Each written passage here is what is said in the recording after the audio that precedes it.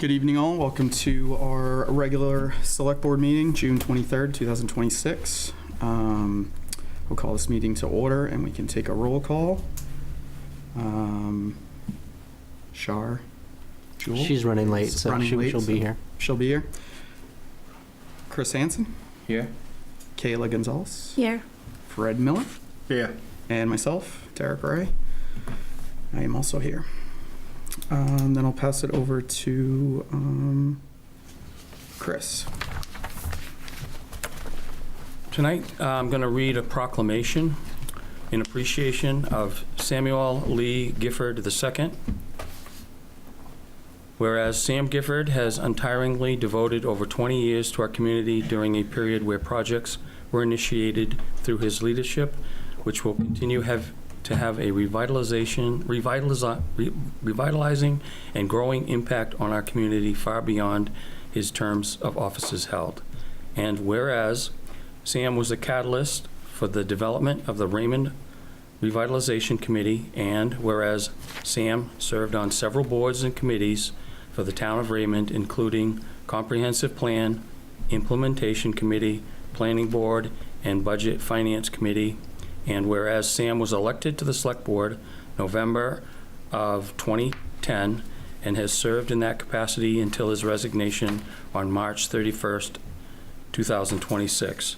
And whereas serving on the Select Board, Sam additionally served as a representative on the Road Impact Study Committee and GPCOG PACs, and whereas Sam has demonstrated in many practical ways his deep and genuine love for our community and the surrounding area.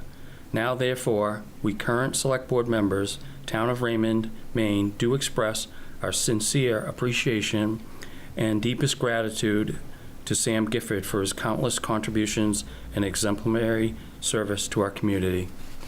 And Sam's not able to be here tonight, so we'll sign this at the end of the meeting, and then I'll hand present it or invite him to come to another meeting in the future. Thank you. Perfect. On to section 2, approval of minutes from previous meetings. We have none, so that was quick. New business.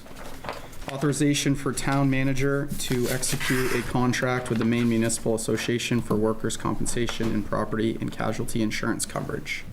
We have a presentation. Derek. Yeah, I'll invite Marcus Ballou up from MMA Risk Management Services, kind of give an overview of the services they'll be providing, and if you have any questions for either of us. But we'll be making this switch effective July 1st, and sorry for the double meetings because our renewal came up fast and we just got our quotes back a week or two ago. So invite Marcus up to talk a little bit about what they do.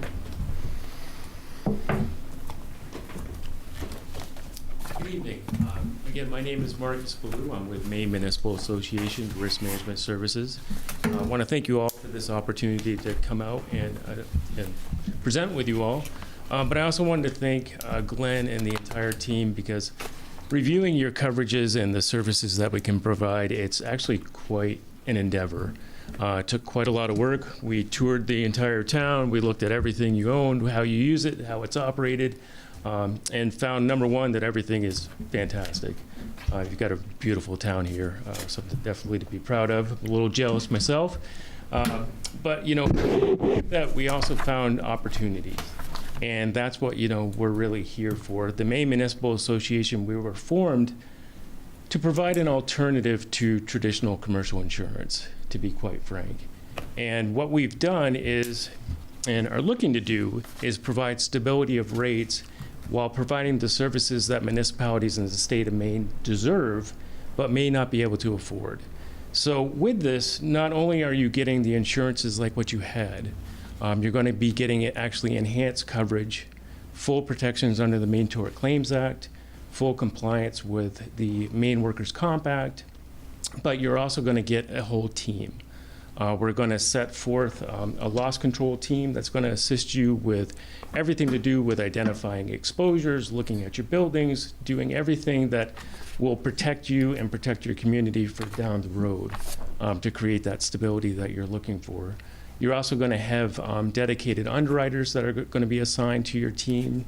as well as adjusters, because we do it all in-house.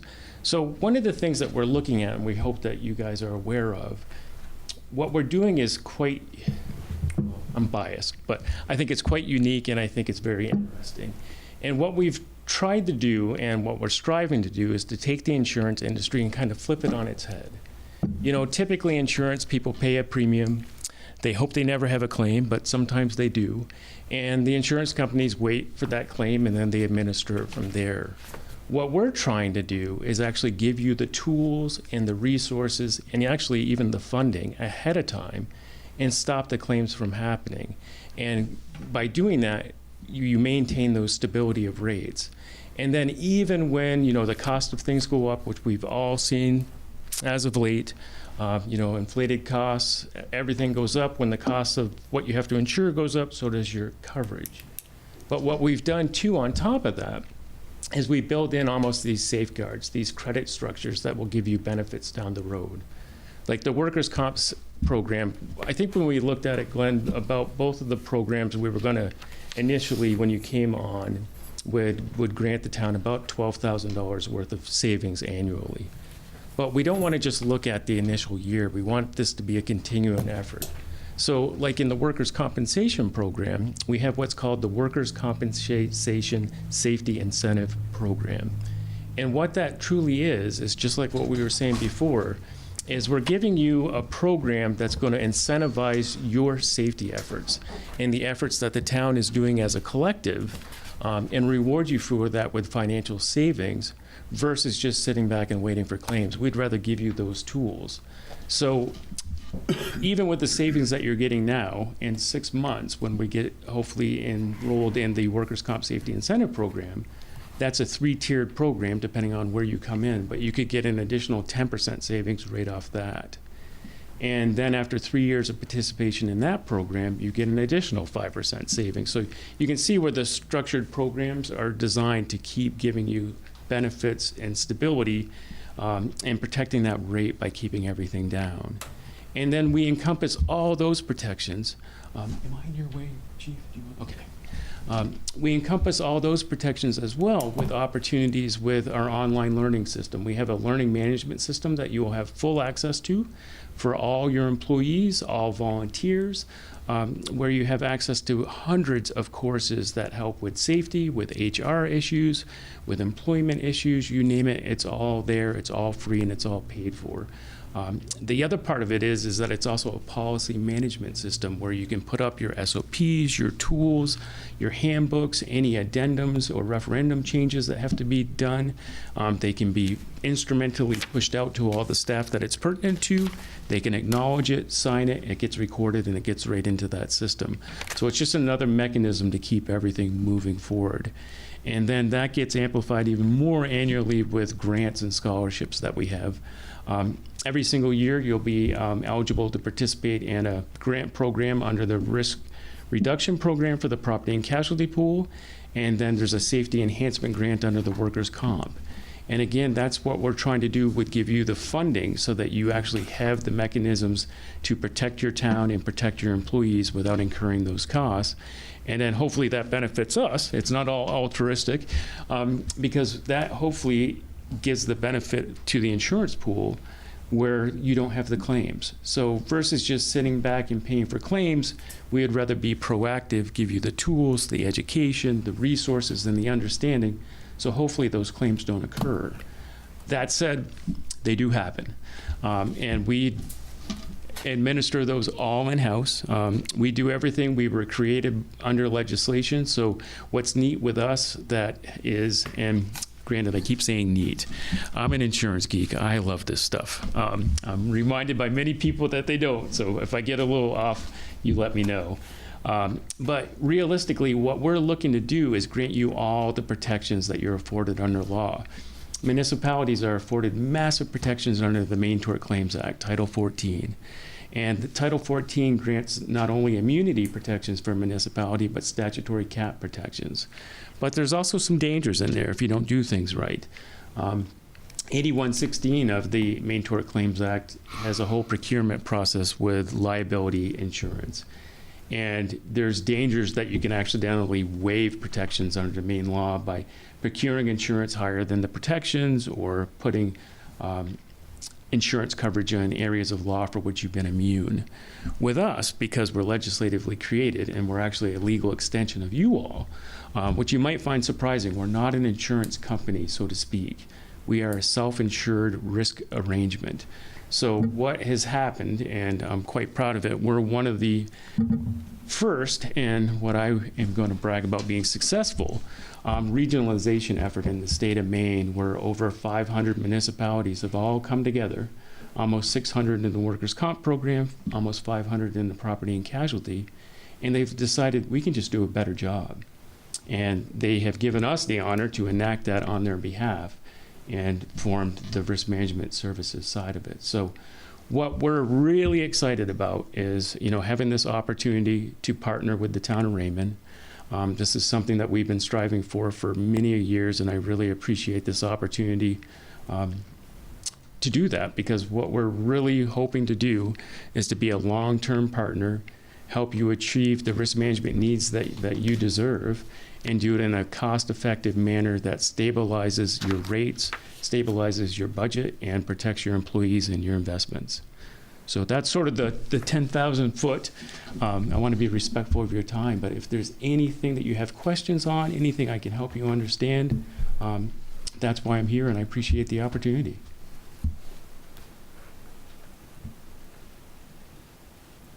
Nothing? That's too easy. Yeah. I got a question. So Sure. you're saying that you're coming into us and work with us as a team, is that correct? Absolutely. So, It's got to be a partnership. right.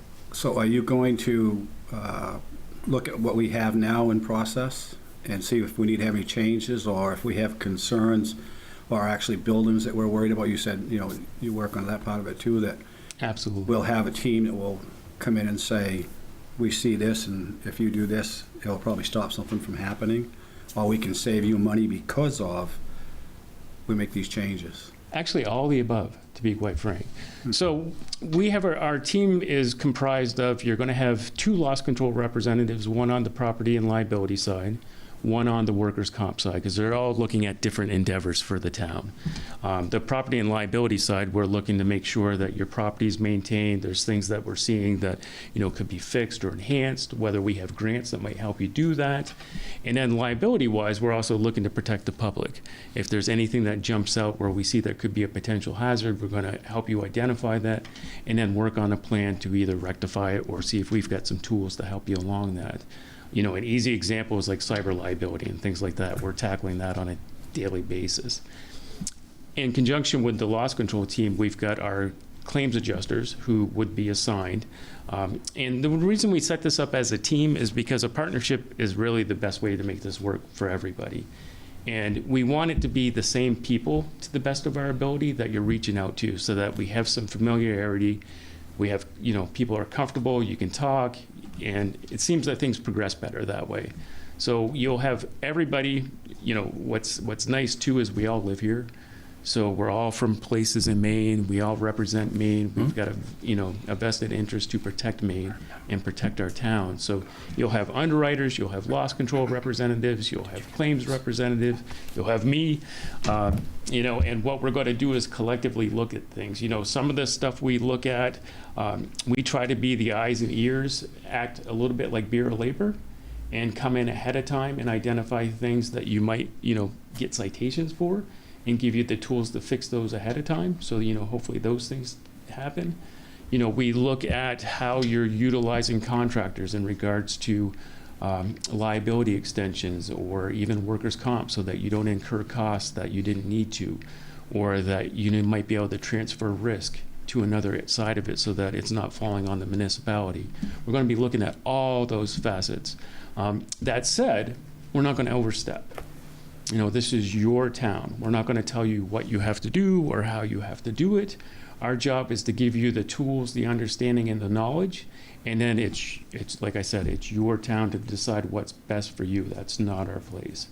But our place is to hopefully help you find what works best for you, what works best for us, and then we have that partnership that carries forward. So does that help, Fred?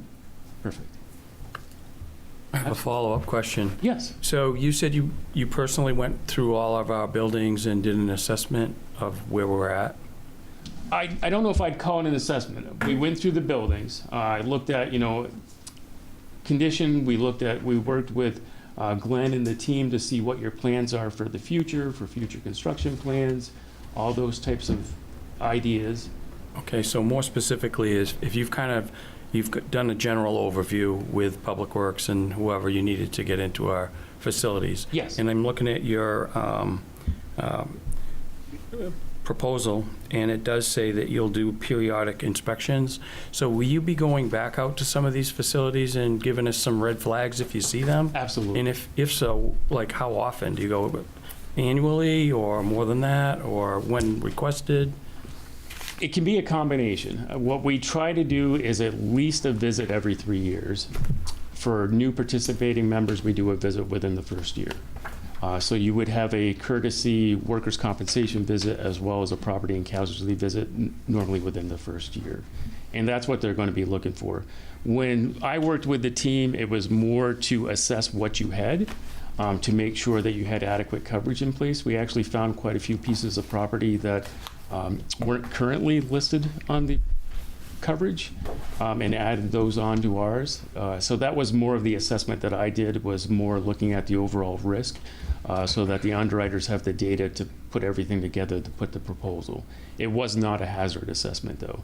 That's what our loss control team will do for you. So I guess what I was looking for is, at some point, if your team or whoever comes, Yes. appraisers or assessors, whoever comes to look at our buildings, and they see something that's a red flag, obviously you'll let the town manager know, and then Absolutely. we can rectify to reduce our risk. So that helps you and it helps us. Absolutely, yeah. I'm sorry, I think I misunderstood where you were going. Maybe I wasn't clear, but Thank you for the clarification. So what we do, our loss control team will actually come out. They've got specialized software, so some of the things that they'll do, they'll actually appraise your properties to make sure they're valued at the proper valuation so that you have the coverage that you need. Then they also do a hazard assessment, which I think is more what you're speaking of. And not only are they just going to identify stuff, courtesy through the visit, they're going to write up a whole report. They're going to put a report together with pictures and documentation citing, the specific OSHA regulations and things like that. I know Maine's not an OSHA state, but we adopted the regulations. So they'll specifically cite what's there. They're going to cite how to fix it. We work with a plan that goes on from there on how to get things fixed when it gets responded back. We have a dialogue that goes forth all the way through. So it's going to be what we're hoping for is an ongoing partnership to keep enhancing that and building from that. thank you, that clarified what I was looking for. Awesome. Sorry for my misunderstanding. No, I was Yeah. probably the way I worded the question. Oh, no. We're good. Good. It's all good.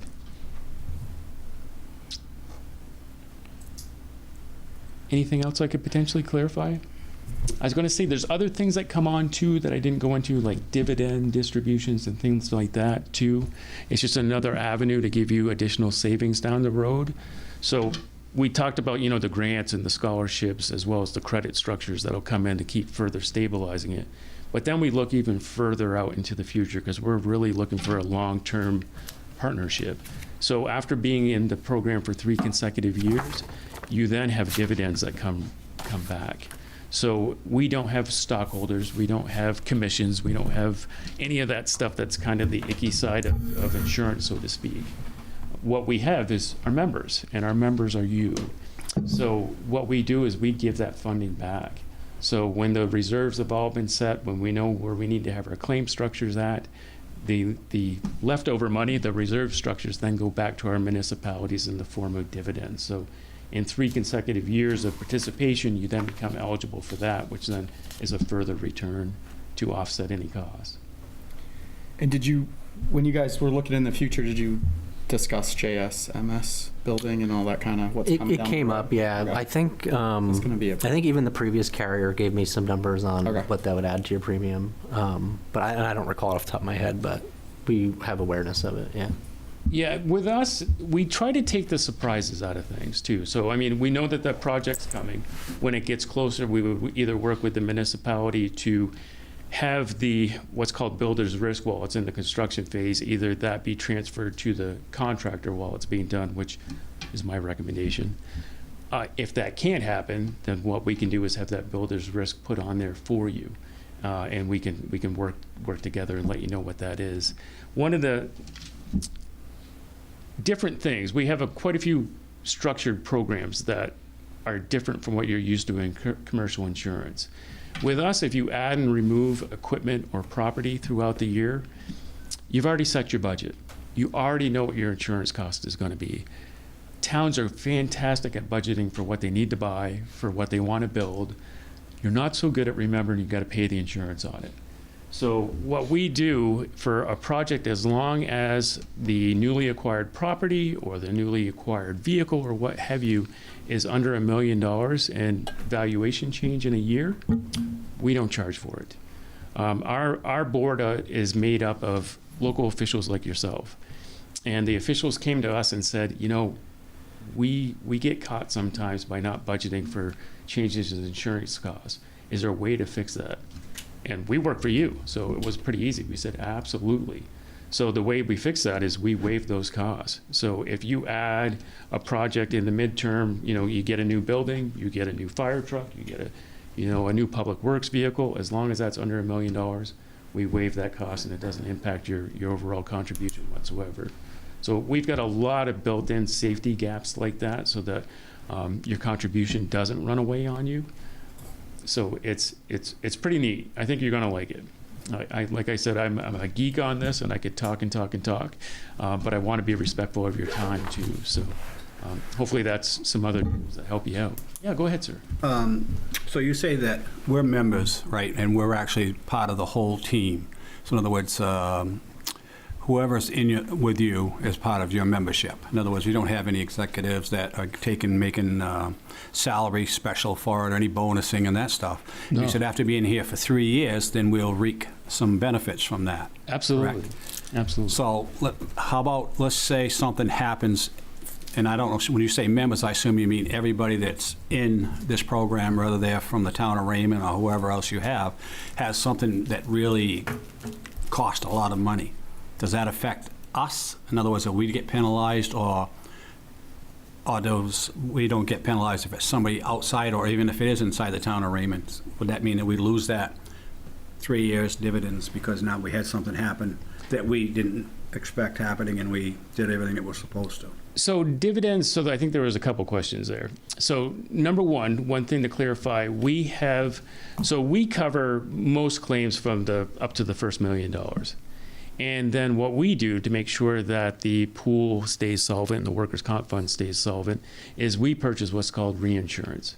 And we have numerous levels of reinsurance with multiple syndicates on top of that insulates so that if we have that sort of doomsday event that happens, granted we've been doing this we're about to celebrate our 45th year on the workers' comp and 40 years on the property and casualty, so we got some longevity behind us.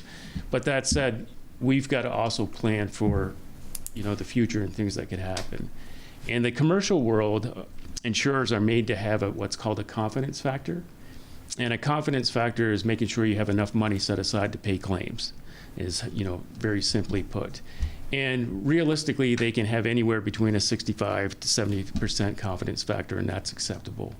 Our board, who's made up of officials like yourself, said that that's too much of a variable to have out there. So most of our programs are rated between at least the 90th percentile, that we have the funding set aside to make sure that we can pay those claims.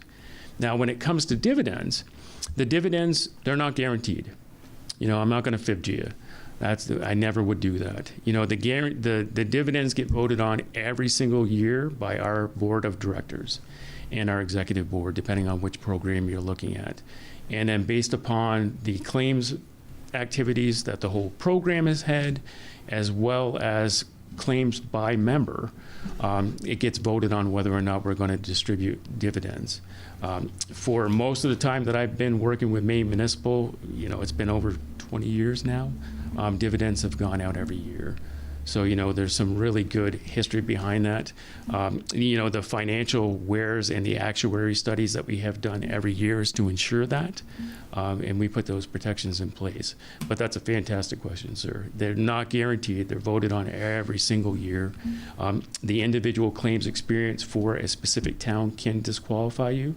If your loss ratio exceeds 45% for that year, it can take you out of contention for that year's dividend. But our effort is to make sure that hopefully doesn't happen. That said, claims happen. And if something bad does happen, we're going to be there to support the claim, to make sure that the town and your employees are protected, your assets get replaced, but that could impact your ability to get that dividend for that year. But our job is to hopefully make sure that doesn't happen. But they do occur. Any other questions? Thank you, Marcus. Thank you very Fantastic. much. And again, thank you so much for the opportunity. We really appreciate it. Thank you. Thank you. Do you guys want to push that off until Shar gets here so we have a full board to vote and move forward with that and move on to some of the business applications? I'm not sure where she's not here to ask questions. I mean, certainly can wait, but I think more for just her input, but I don't know. I don't think he's gonna. I don't know how long he would wait around for that, but what do you guys think? Yeah. I personally don't think we need to, No, because I mean, she's not going to, unless she's watching it driving, which she shouldn't be. because we don't want to have to go through the whole presentation so. again. No, not just necessarily the presentation, but the info that we've already had brought to us that she's probably gone over, or if she might have any direct questions. But I'm fine either way. I just want to make sure that we're all I'm good to same vote. page. Okay. For a motion. I'll make a motion that we authorize the town manager to execute a contract with Maine Municipal Association for workman's compensation and property and casualty insurance coverage as presented. I'll second. Any other discussion? Anybody else? So my question, that starts July 1st, correct? Yep, that's when our renewal is. All right, all those in favor? Great job. Thank you very much. I really appreciate it. Have a good night, Marcus. All right, on to, let's see, approval of business license application, Yardy King LLC.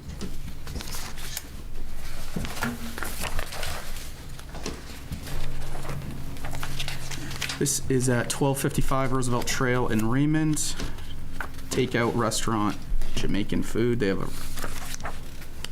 it's like a menu here and everything. Again, they didn't bring us samples, but we won't hold that against them.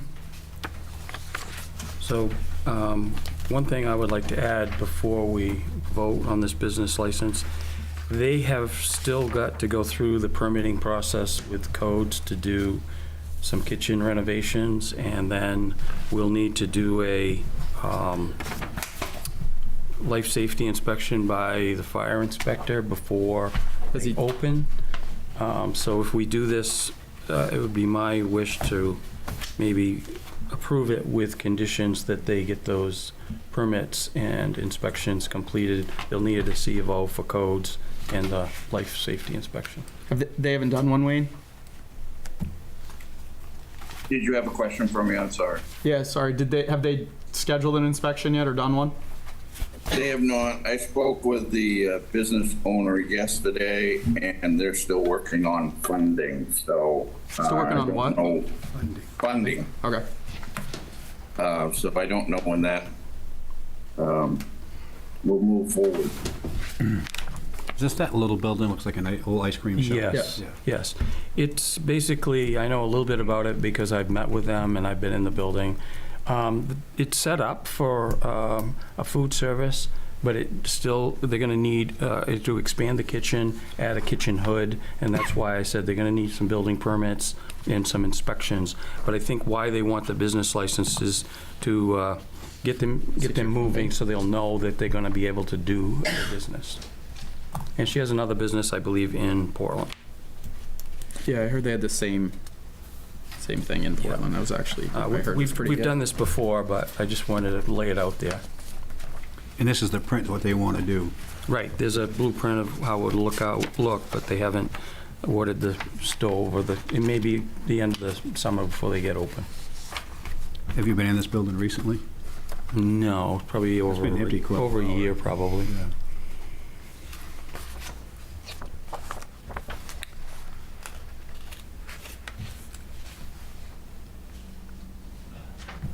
Do you want to make the motion conditioned upon what you want? I since you have the- will.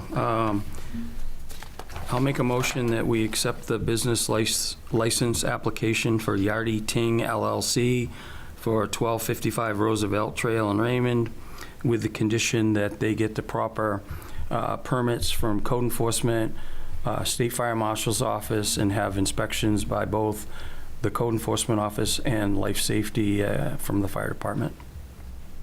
We have a second on that one? Can I ask a question? Well, not now. Yeah, just do a second, then we can discuss. Okay. I'll second. All right. Any discussion? How about for, like, did you mention, like, licensing for, like, inspection for the food, and all that stuff? I didn't. They'll do all that. That's the state, and they'll have to do that before they can open. Any other discussion? I'll just note that I'm happy to see them expanding, and I hope that they get the funding. Me too. Same here. That menu looks good. It does. Looks real good. All right, any other public discussion? Zoom? All right, seeing none. All those in favor?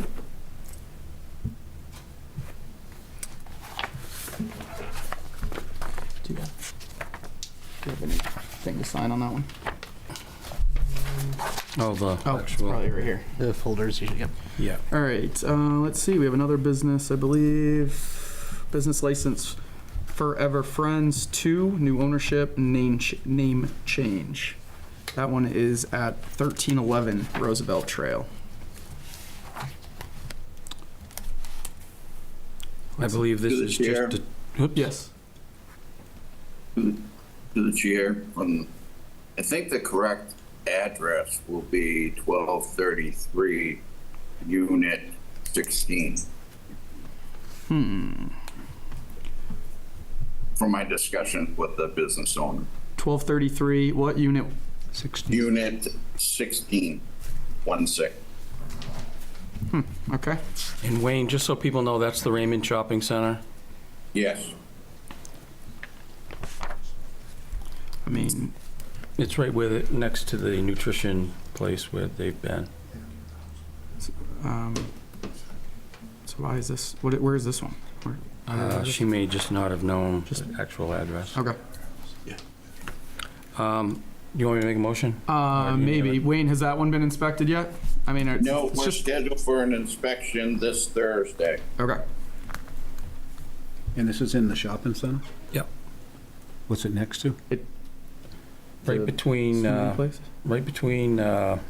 the cigar shop and the nutrition. Oh, okay, yeah.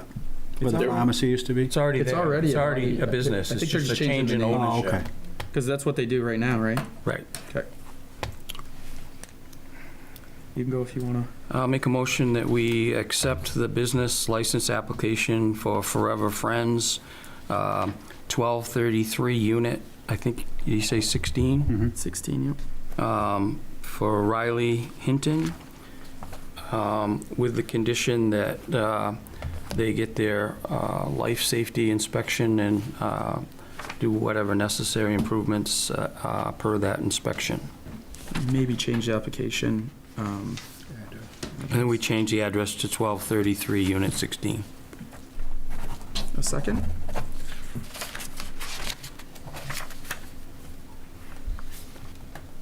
I'll second. Thank you. Any other discussion?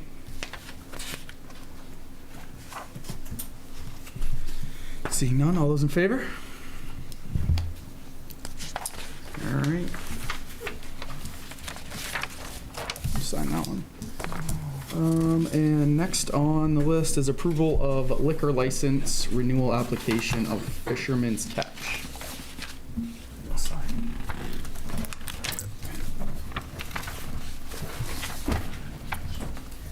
Derek, you want to scratch that out too? Yeah, you want me to change it? Wayne of, actually, I don't think Wayne has to go anywhere on this one. Nope.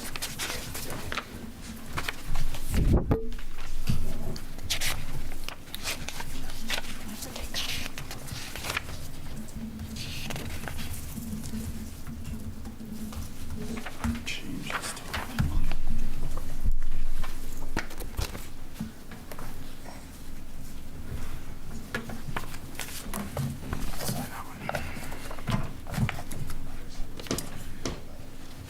All right. Any discussion on this? Any motions on this one? Or, It's approval of liquor license renewal for Fisherman's Catch.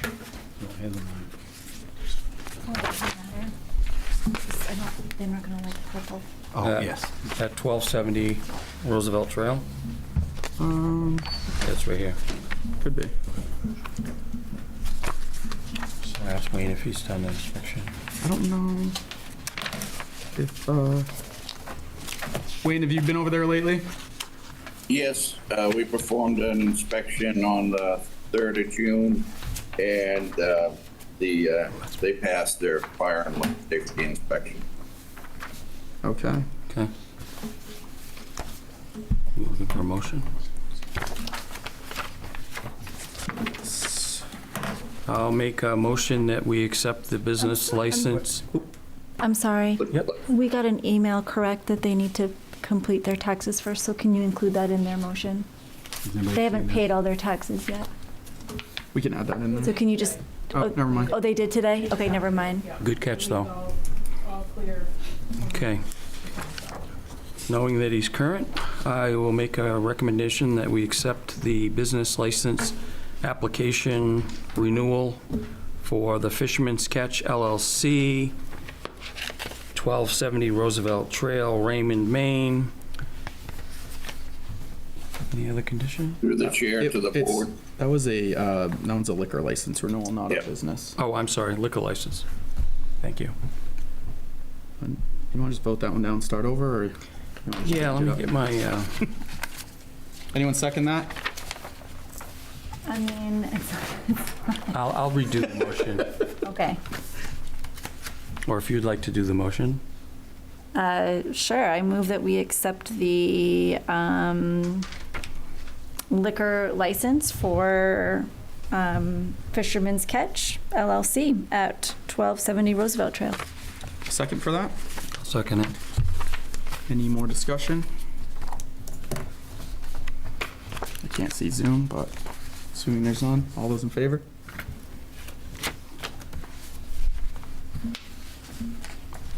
All right.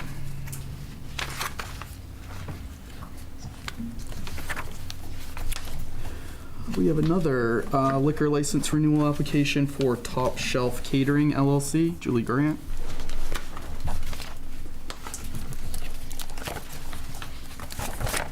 Any discussion on that one? And Wayne, have you been there? Yes, we did an inspection on June 1st. June 1st? There are still few deficiencies that haven't been corrected to date. Okay.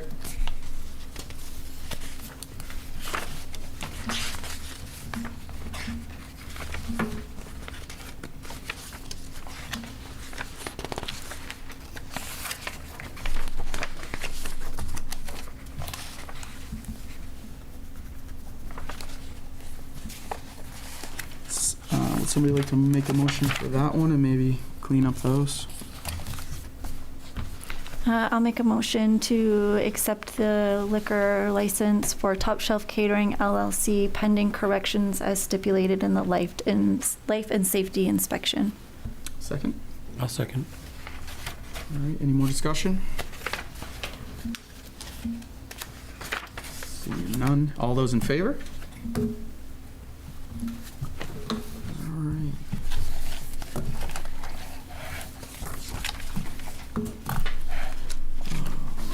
Next on the list, approval of annual staff appointments.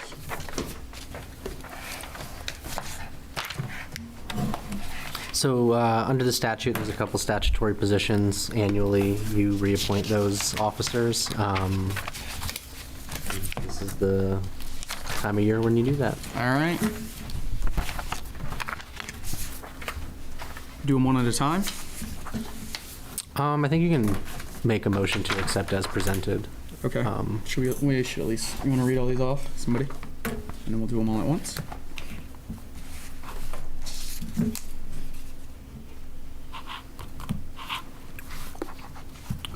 So we have Animal Control Officer Jessica Jackson, Code Enforcement Officer Jason Williamson, Constable Nathan White, Contract Assessor Kurt LaBelle, Emergency Management Director Bruce Tupper, Fire Chief Bruce Tupper, Forest Warden Bruce Tupper, Freedom of Access Officer Melanie Fernald, General Assistance Administrator Paige Kombakis, Harbor Master Nathan White, Health Officer Leo Connor, Road Commissioner Nathan White, Tax Collector Suzanne Carr, and Town Clerk Melanie Fernald.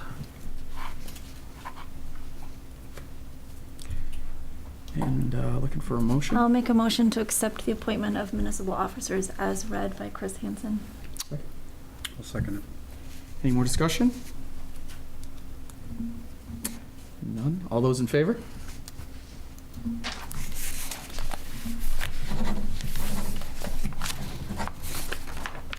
Sign that one for me. All right, next up, approval of annual committee appointments. Oops. Yep. That one I don't have. So again, under the We still have stat, this. what's Don't that? have the other I do. side. Yeah. What's that? It's a two-sided document. It might be on the Two-sided other side. document. No, I meant for the signature. I don't know if we have this. We have a different signature page. Yeah, under 30A2601, you've got a couple that are statutory Board of Assessment review, and then a couple of them are subcommittees that you've created. So, good time to plug the vacancies for volunteers as well. Anybody like to go through these, or do you? The same list I have. Yep. On that side, yep. Okay, I'll read them. So we have a position for the Board of Assessment Review, which is vacant. Another position for Board of Assessment Review that's also vacant. Conservation Commission, we have Bill Frazier, Russ Hutchinson, Kimberly Post, John Rand, and Tyler Holmquist. Planning Board, we have Bob O'Neill and Greg Foster. Veterans Memorial Park Committee, we have David McIntyre. Zoning Board of Appeals, we have Peter Lockwood, and a vacancy. We can advertise those vacancies for you.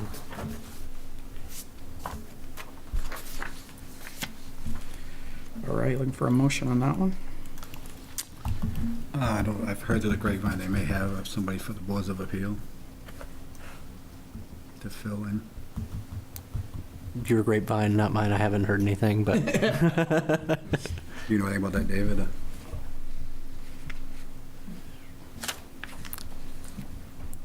We can add them after. We'll motion this one through, and then if they come in with an application, then perfect.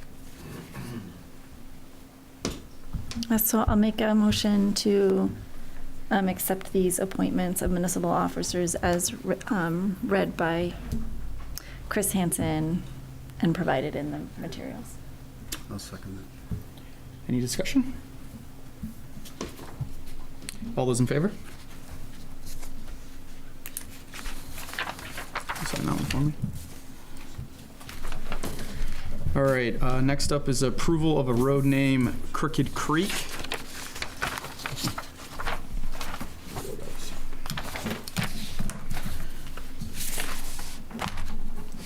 Chris, you know anything about this one?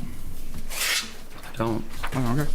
I believe this is a private way, and It's Yeah, let's see, located off of left-hand turn after Big Pine Road off of Dryad Woods Road. 2 houses on. Fire lane was never put in front of the select board. Bruce, you okay with it? Yeah, absolutely. So this is one that the people who developed that thought that they had put in years ago and apparently didn't. So this is more of a housekeeping thing at this point to Okay. that road. And it doesn't conflict with anything at the moment, so, no, at all. Perfect. Can I have a motion? I'll make a motion to accept Crooked Creek Lane. Second. Any more discussion? All those in favor? For me. Just anywhere, there's no Yeah. names on that one. All right, next up, adoption of Town of Raymond paid family and medical leave policy. So this is a policy amendment to the existing PFML policy. A couple of years ago, Maine State Legislature passed the PFML law. There were some revisions to it recently. Just in a nutshell, for every hour an employee, for every 40 hours an employee works, they accrue 1 hour of EPL. Previously, before the law changes, that would cap at 40 hours and would not go beyond that. That now can accrue indefinitely. It does not mean that you have the liability to, that you're required to pay out EPL, but this policy change would burn down EPL time first when someone makes a PTO request so that we don't carry that infinite PFML liability, essentially.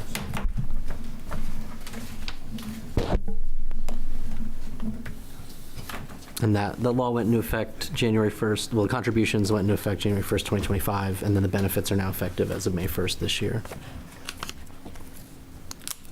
So that means you have the potential to accrue 52 hours in this, in the paid family leave then? Because you're saying for for every 40 hours? So under the statute, there's a couple different ways. So an employer can exceed the benefit offered and, do a combination of things like PTO banks. Yeah. But anyone who's like a per diem or a seasonal, a part-timer, they'll, and everybody else, like formulaically accrues at 1 hour per 40 worked. And we have to kind of keep those banks separate because the way the law sort of interprets it, sort of this time is for you. So if you're on your way to work and you get a flat tire and you just can't make it in, this bank of time is reserved for employees so that they have this time. But again, if we didn't make an internal policy change, that time, if they were to say, I want to use my vacation or personal day and not my EPL, that could keep accruing indefinitely. Mm-hmm. So the way this does is it burns down the EPL time first based on the paid time off request.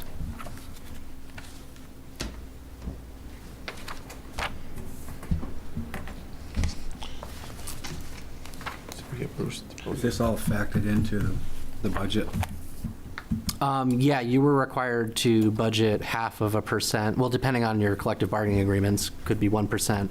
But that all came on the books last budget cycle because the contribution requirements were required as of last year.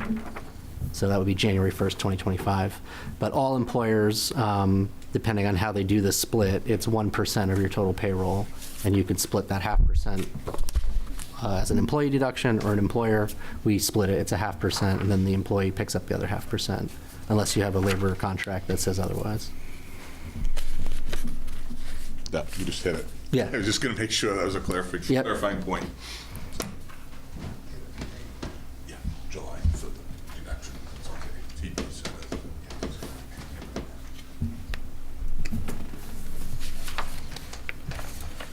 Would you guys like to send forth a motion on that one? And then also, there's nothing in our packet here. Do you want me to sign one that's in the copy of the packet?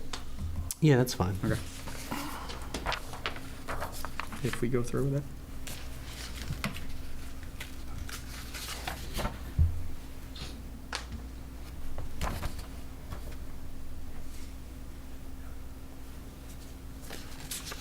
Okay, you ready? I'll make a motion to accept the paid family and medical leave policy as written in our backup documents. Second? I'll second. Beat ya. Any other discussion? All those in favor? All right. Next up, year-end budget health report from the town manager's presentation. Sure. So this is the same report I delivered to the Finance Committee last week.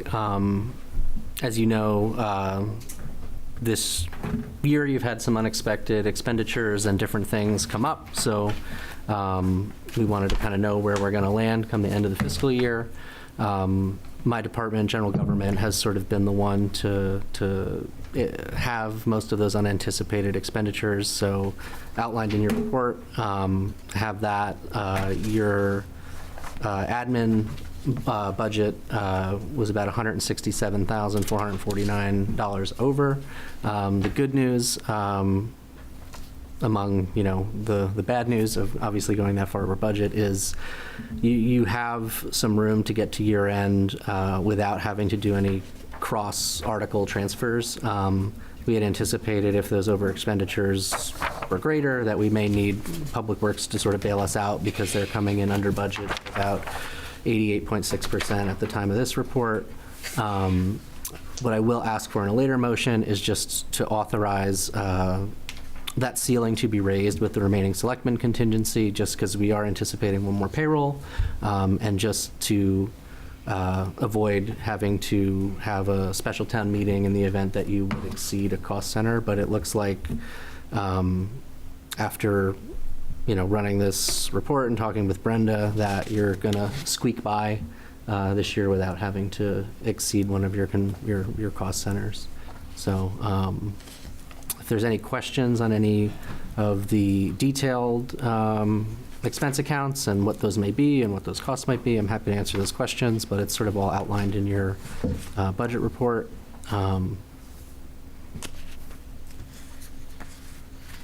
So you and I already had this conversation, but for the board's knowledge, can you talk about the outside contracts that kind of took us over our budget? Yeah, actually, before really digging into it, I had just anticipated it was mostly HR consulting, because you had to run a couple manager searches, you had an HR consultant negotiate the majority of your labor contract, and you had to defend some legal claims. But the bulk of that is due to a software change that you made. So in 2024, you switched payroll services. And then the previous administration, and part of the positive here is a lot of the stuff Marcus talked about actually comes bundled in the workers' comp services that they provide. But you're paying about $1,300 per pay period for a la carte HR training and services offered through your Paychex payroll platform. Me and the finance director are going to sort of dig into that over the next couple months, because I think you can actually peel back some of those. But sometime last year, in an effort to sort of standardize how we do trainings and onboarding and get the town to be a bit more compliant on the HR side, there was some software that was purchased. I don't know if it was fully understood that it was a per employee sort of a la carte license fee, but due to the turnover, we sort of noticed. The other good news is Brenda secured about a $9,000 credit on that, because some of those charges we don't think were accurate and part of the contract. So we've been going through that, but I would say about 70,000 of that is probably your Paychex payroll services contract on that one. In addition to obviously defending those legal claims, running multiple searches, having HR consultants do a lot of work, and salaries for myself and other folks that you've had throughout the year. Does that software fall under the technology, or is that? No, it was under a contractual service for our payroll provider that was historically budgeted out of this budget. I'd like to just add that legal was another big over. We were over 61,000, And some of that we will get back for code enforcement items that are in the legal process right now.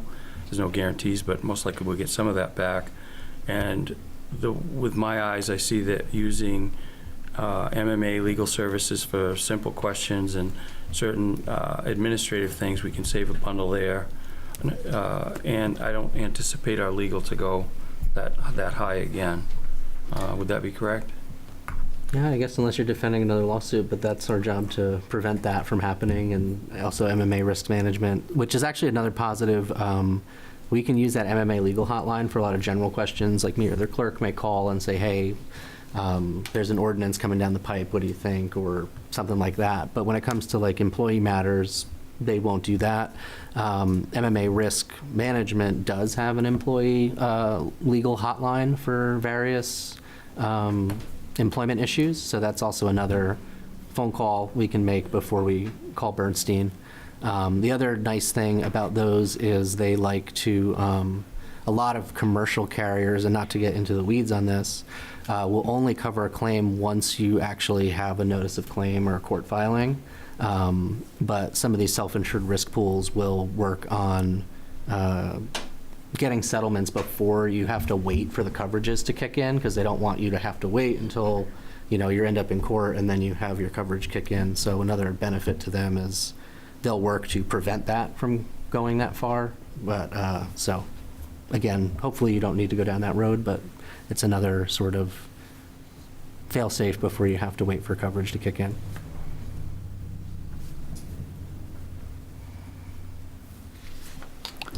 All right. Glenn, we've already used 5,000 of our contingency, correct? Yep, so the next action, you'll be releasing or authorizing the release of up to the remaining 70. So in these figures that we have here, I'm assuming the 5,000 isn't going to make or break us. No. It's listed here as it hasn't been expended at all.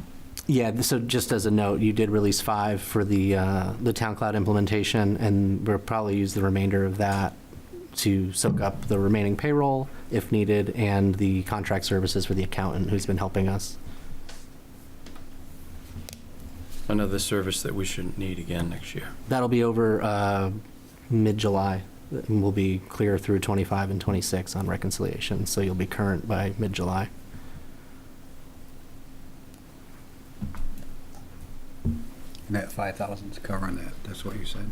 You already Or, yeah. authorized that back in the winter. This is just the remainder. You budget $75,000 annually for unanticipated expenses. The last board authorized that 5, so this is the remaining of that 75, so 70 left.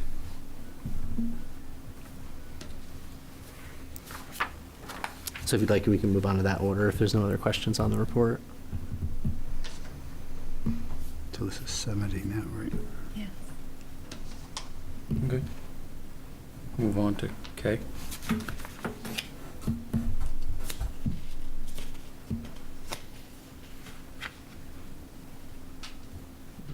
Want a motion then? Well, the next one's the action. That was just Yeah. a presentation. Yep. I can do that one.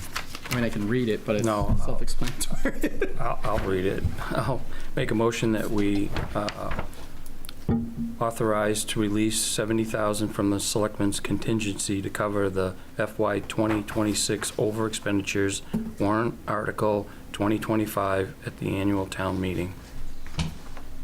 We're in Article 8. Warrant Article 8, excuse me. Second for that? I'll second. All those in favor? All right. This is you. This is me.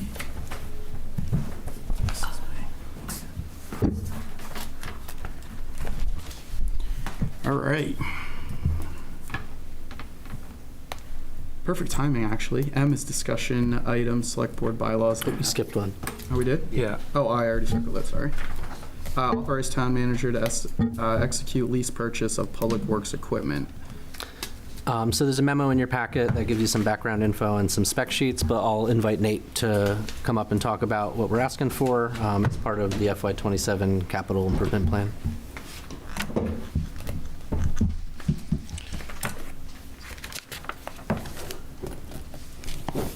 Evening, Basically, to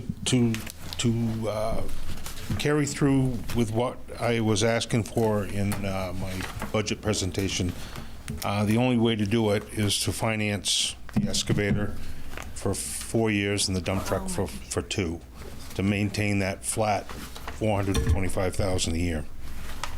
That's pretty much it in a nutshell.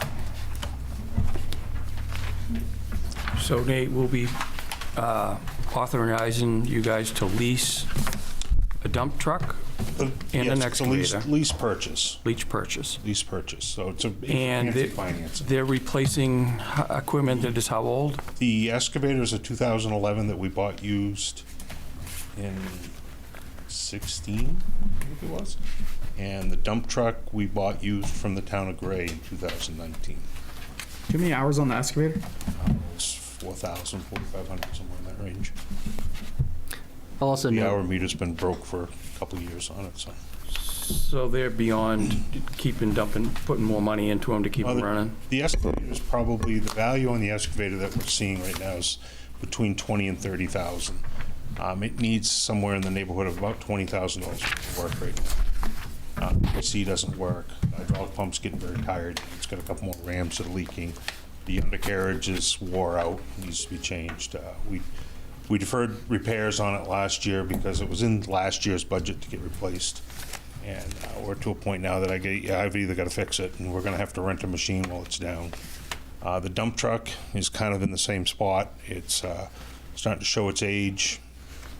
It's a very important piece of equipment for us in the winter. It's unfortunate that it sets most of the summer, but in the wintertime it's crucial. So Nate, this isn't really a want, it's a need. Yes, I would say yes. Thank There's you. a couple other things in there that we're going to do this year. One of them is we're going to paint the front end loader. I think we can stretch that out another 4 to 5 years. We're going to purchase a shoulder box to repair and place new shoulders on the road. That's an attachment that goes on the front of the loader.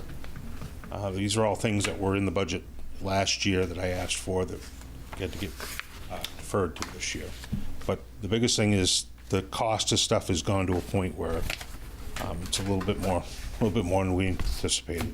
The rubber-tired excavator that we were looking at last year that was budgeted at $225,000 came in at $255,000, which has forced us to go back to a track machine because of the cost. Thank you. You're going back to the track machine on this lease? Correct. Yeah. It's a lease purchase. It's not Right. like the pickup trucks that we lease. It's a lease purchase, or you can straight up finance it, however you want to do it. The excavator has been tossed back and forth whether rubber tired or rubber tracked is going to be something that'll be more usable for us. We tried the rubber tired machine out. I think at some point you could get used to it. I think it's a lot of money for the same thing. The track machine, obviously we have a trailer. We've got a track machine now. I think it's going to be a lot more financially desirable for me. What's the difference between the price difference? The track machine in Well, the so hold on before I ask the full question. Rubber track versus metal track versus rubber tire. I didn't even price the metal track. Okay, so we're not, okay, that's what kind of my concern, Yeah. sorry. Yeah, metal track, I think the pricing, when we looked at this 4 or 5 years ago, the pricing between metal track and rubber track wasn't Okay, good. insignificant amount of I money. was just thinking metal track on where you guys use it, It's what we got right now. yeah, it creates in the summer, it creates a mess. You got to be very careful. Not like a dirty mess, like ruining the tar mess. So. Correct. Yep.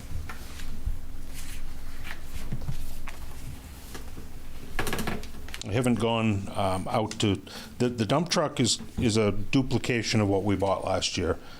So the only thing that I'm actually I've got a price on the cabin chassis already. The biggest thing with the dump truck is 2027, we're going to see new emissions. And I just soon stay away from that and let them fumble through that for a couple of years. So either we purchase a dump truck now or we wait a couple of years, and that's going to involve putting quite a bit of money into the one we have.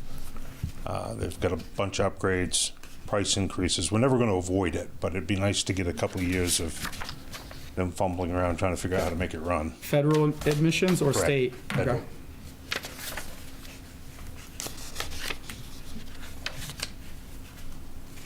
So the only thing that we'd be going out to bid on the truck part is the dump body and the plow gear. There's 2 vendors and, well, there's 3 vendors, but we've never been very lucky with one of them. They've always given me what I thought was that we don't want to build your truck price. HP Fairfield's done all our trucks to this point except for the 2 small ones. And Allied Equipment has done our 2 small ones, and they're into the bigger truck market now. So those would be the 2 bids that would go out for. All right. Any motions? I'll make a motion that we authorize the town manager to enter into a 4-year lease purchase agreement for the dump truck and excavator described in the materials on final terms to be completed administratively. Chris, the dump truck will be a 2-year. I'll amend that to 2 years on the dump. Truck, correct. I'll second it. Any discussion on that one? Everyone, so the dump is 2, excavator. 4. Gotcha. So you're kind of right. Somewhere. All right. All those in favor?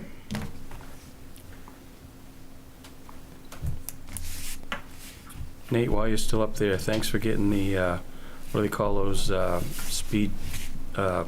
automated speed Oh, the readers feedback, down at Main yeah. Street? Yeah, Thank you. the radar feedback sign. I've got a schedule for that. We're going to be down on Main Street until July 1st-ish. We're off that first week, so it'll be sometime after that. And then we're going to go to North Raymond Road, Egypt Road, Route 85, and 121 with it. July 1st on the new budget, I've got 2 permanent speed feedback signs.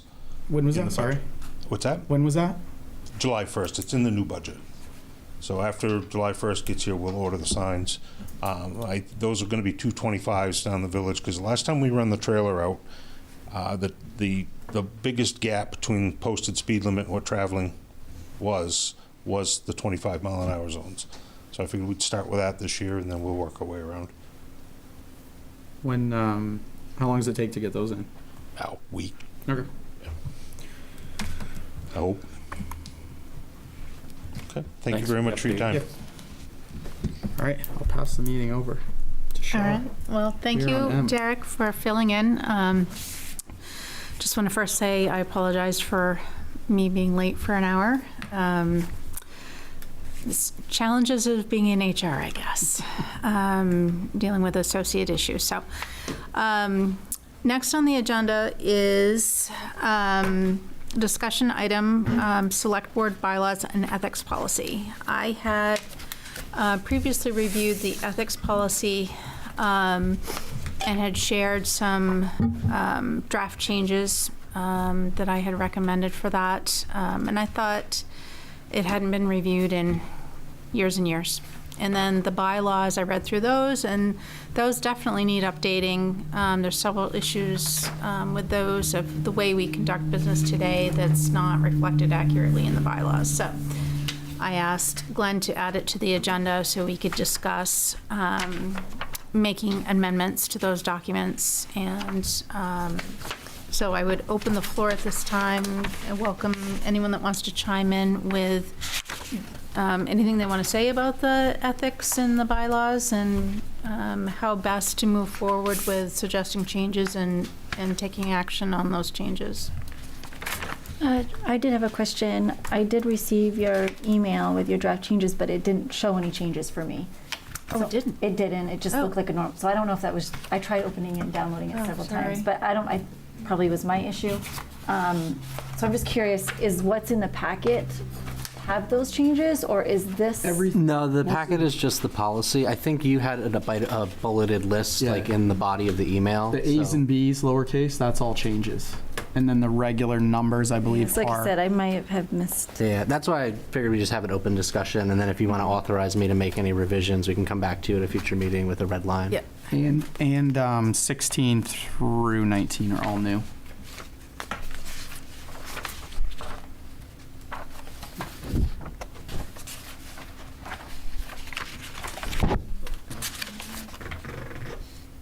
Yeah, I did not see that at all. Thank you. Sorry about that. No, that's okay. It just was so, didn't show up at all. All right. Did you have any comments about the bylaws or anything? Is that the same thing? Did you also send what you? I didn't send Okay, anything on the all right. bylaws. I no. just want to look over. I this. agree. We should look at the bylaws as well, but as far as these changes go, I think Yep. stick with these right now, and then we can Okay. do the same thing maybe with. You're talking about these here. Yep. Yeah. Yeah, that's the bylaws, yeah. So, did you have any comments, Fred? On the ethics or on this? On the ethics, I'm sorry. No. No, I don't think so. I think the only question I had was,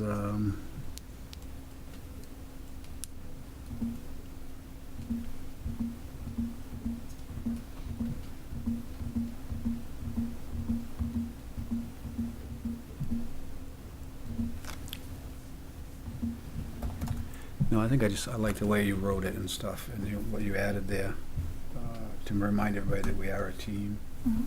You know, we work together as a team, you know. Thank you. Yeah, Chris. I read through these as well. I thought the red line additions were really pretty spot on. I had one question, and it was on 4. It says, "I will refuse to make promises as to how I will vote on a matter that should properly come before the board as a whole." So would we still be able to, and I think I know the answer, but I just want to ask. So a lot of times, before we get to an item, the chair will take a poll and see how we're feeling. That wouldn't interfere with that. This is just, I'm not going to make a promise at one meeting that I'm going to vote one way and then change my mind. I shouldn't be making those promises till it comes up, Yeah. if I get the gist. Yeah, so you kind of hit it spot on that, taking an official straw poll to get the temperature of the board is different from if you're like sitting at the Village Donut Shop and sitting with the guys that have coffee in the corner and you're saying, well, I'm going to vote this way on when it comes up before the board.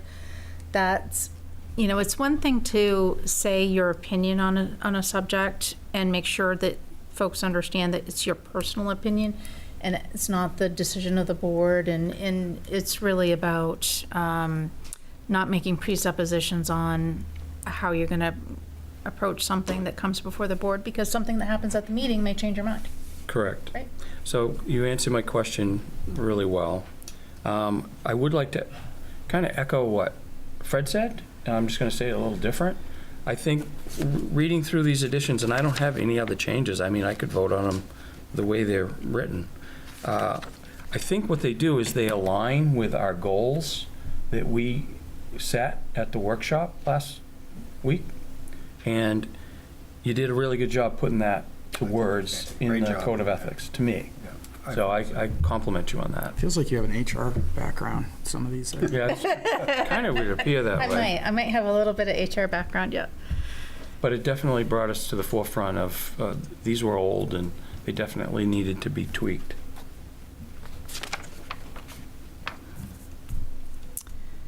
The only, Derek, sorry. No, go ahead. The only one that I really wanted to discuss was number 19.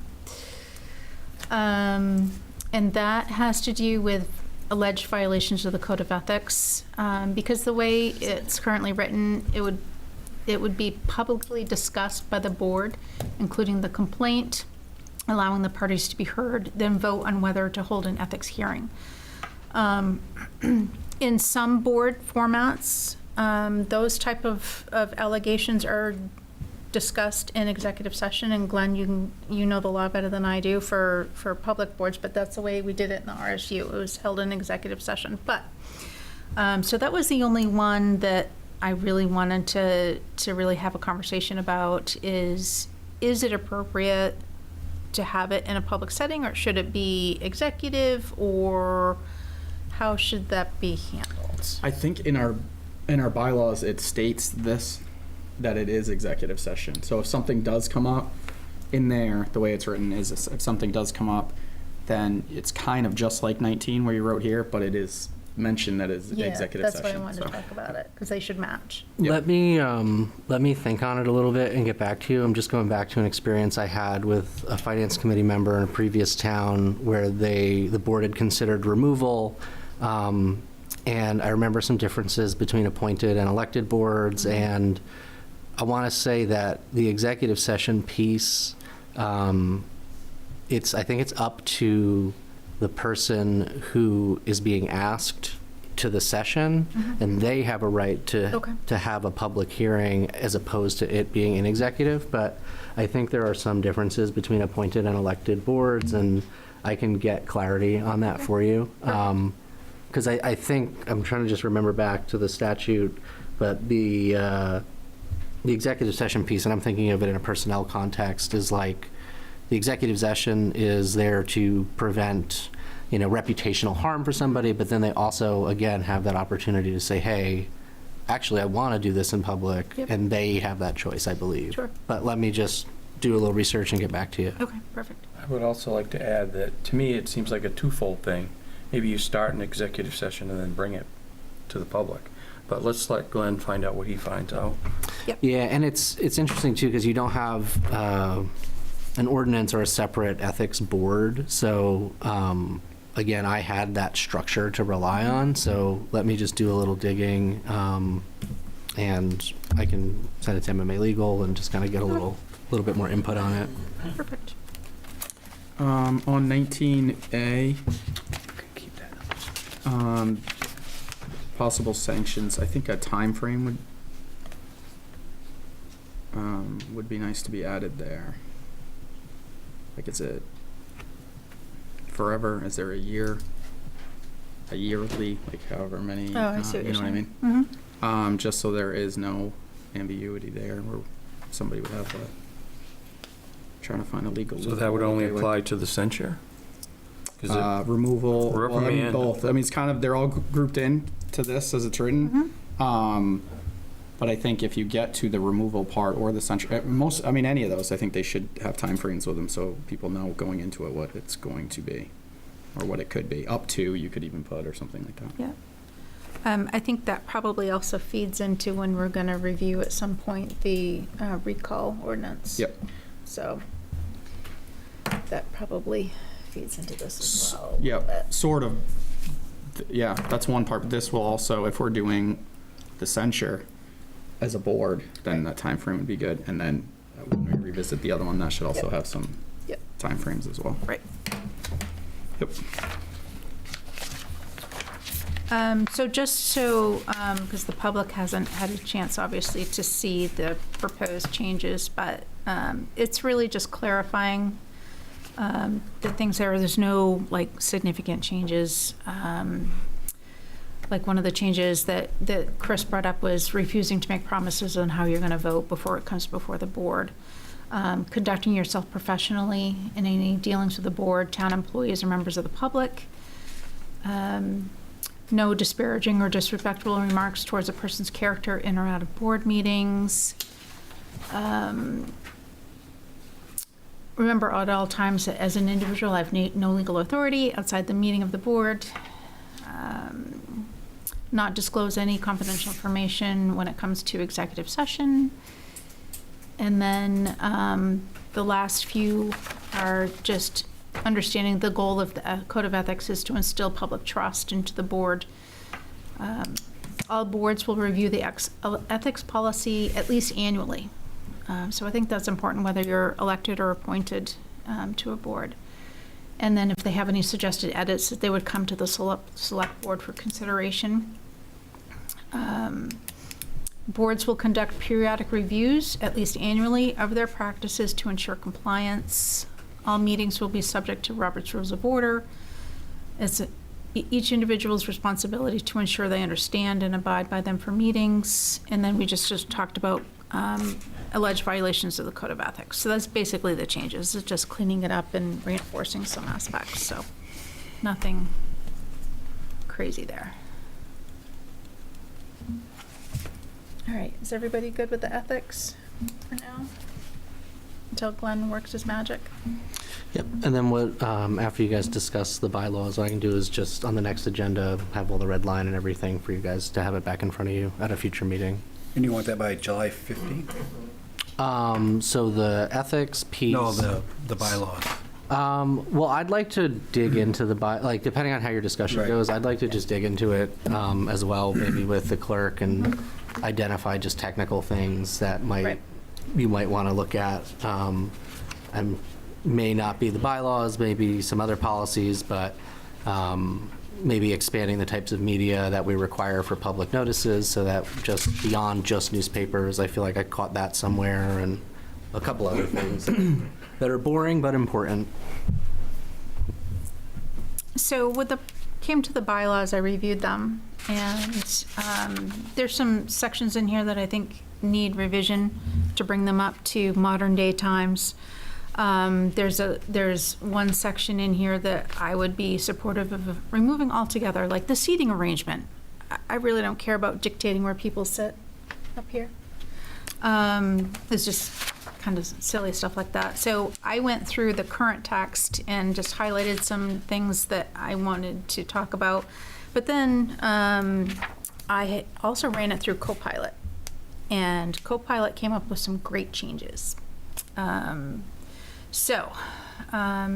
anybody want to weigh in on any ideas they have for the bylaws? Well, we had just gone over this, I don't know, 6 months ago. Oh, really? Yeah.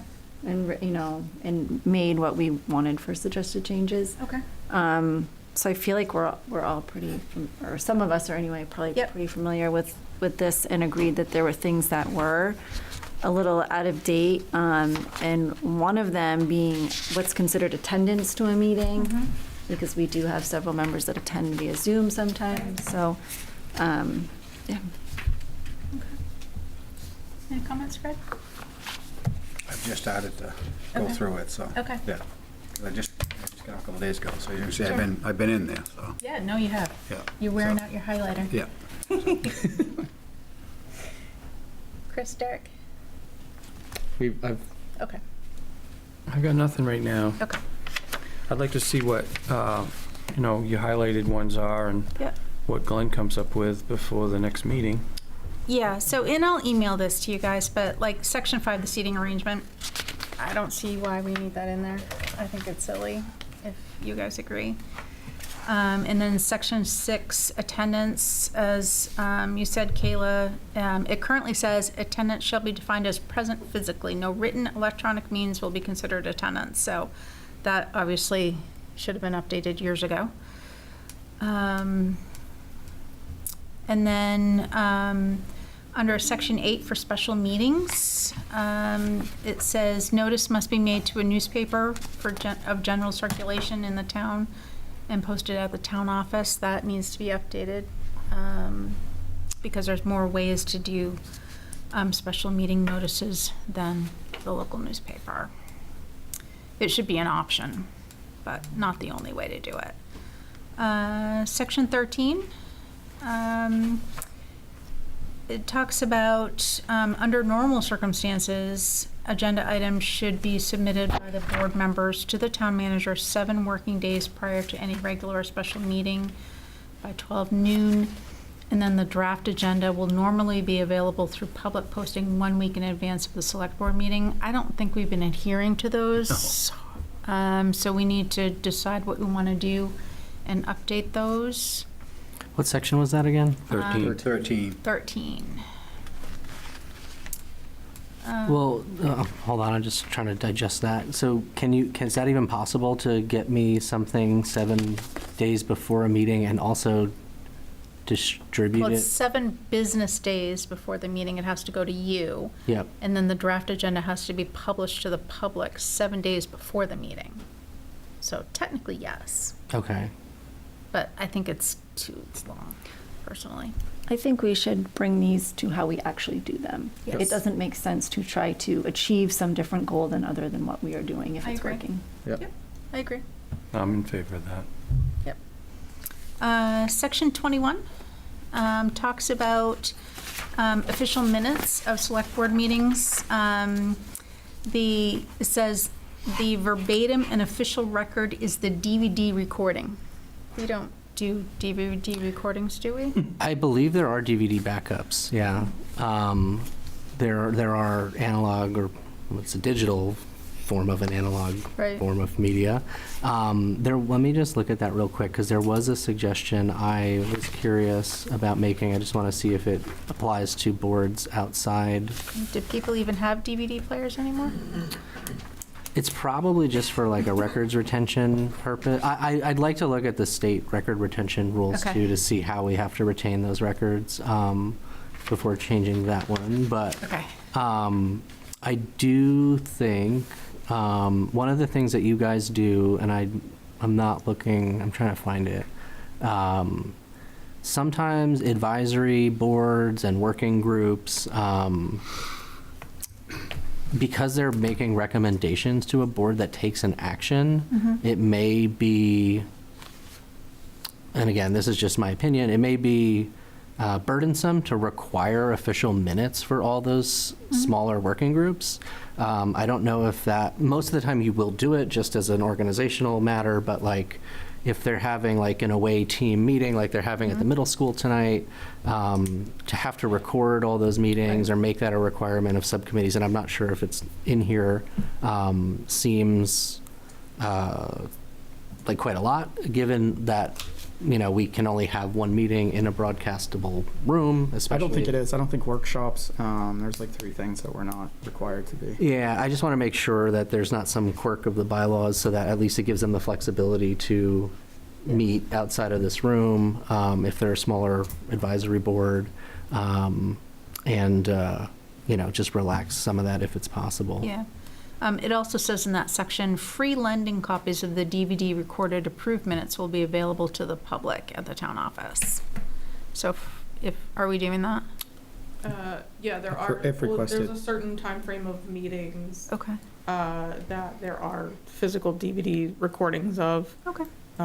before we went fully digital. So Okay. Section 22, number 2. Says the chairman shall appoint selectmen as appropriate to all standing committees. Do we do that? Yeah, sometimes. Sometimes. We volunteer. Yeah, we, most of the time, Okay. it's not mandatory, it's not given to us. We usually Okay. volunteer and Yeah, then we've it's- always been and given then a choice. All right. I'm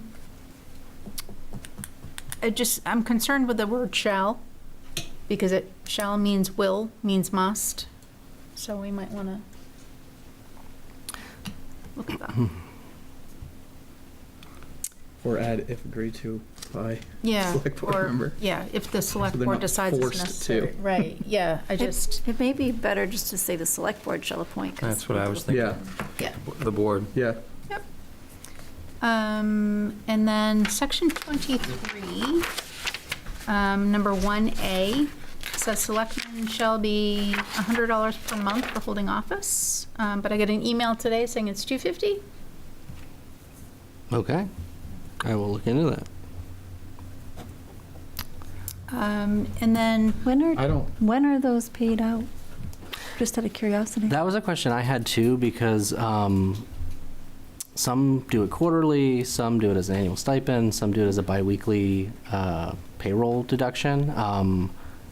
And it seemed that there were different times where different things happened. Some people took it quarterly, some people said, I don't want it, but you have to take it so you can donate it back, and some people Yeah. take it It biweekly. ends up costing you money. So to I donate think it back. that's something we should probably make consistent. So that is one that we can explore. yep. If you want to go yeah. back, 122, that one also, number 3. Number 3, the chairman shall appoint members to special committees and boards except as otherwise established by board action. Yeah, that one could be changed too by the board if. Change that one too.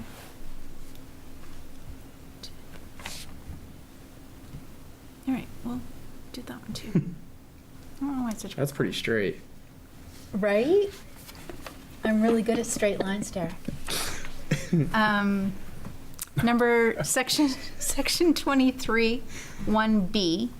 It talks about reimbursement for expenses for selectmen. And I read it a couple of times, and I think it needs to be tightened up because I think it's pretty loose the way it's written. And it almost sounds like I could charge mileage for driving here. And I don't think that's what it means. I think it means like if I was representing the town and I had to drive to Augusta, that would be, I could get mileage for that. Correct, if you're going to an MMA Right, meeting or something exactly. like that. But that's not the way I read this. Yes, we can clean that up. Yeah, I don't know if that's ever actually occurred in I was practice. gonna say, I don't think anybody's ever pulled. Well, The way that I have historically handled it is when we go through budget, you all may have like a training budget for yourselves that you put in the line item expenses. And if you want to attend, you know, an MMA convention or something, I would just normally just hit that line and register you all and get you all set up. But yeah, I don't know if that's ever actually occurred in practice. It seems it would be unusual for a board member to come in and say, "Here's my mileage for going to the Well, meeting." the other thing is we have town vehicles so that if we, like Glenn and I went to the thing at GP Cog, we just Yeah. rode in a town vehicle, there's no right, but I billing. don't have a town vehicle. We can borrow one of ours. But I'm just, my concern was that maybe in the future, a select board member could read that and say, oh, well, I can charge them mileage for going to the regular select board meetings. And if I have to take the turnpike for some reason, I can charge tolls. And maybe I need dinner before I go. Well, so, and the interesting thing too is when you're talking about boards, is boards typically don't have the ability to expend funds. They have to go through staff to authorize those expenditures. So it's sort of almost like a workaround in the sense that could, in theory, have an expense to be reimbursed for. So like if we had an economic development committee and needed to go to a thing, they can't expend those funds. They'd have to come to staff and they'd have to see if they have a budget and Right. okay it. So I think it needs some rewording. yeah, it's unusual.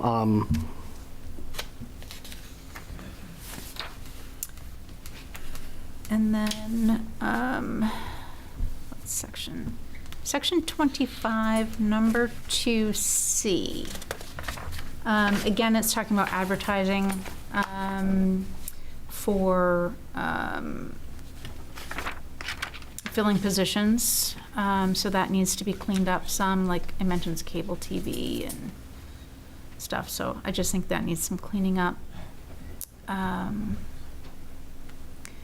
Number 2A, I had a question about that, Glenn, because it's talking about resignations and then the board appoints somebody. That's this whole section.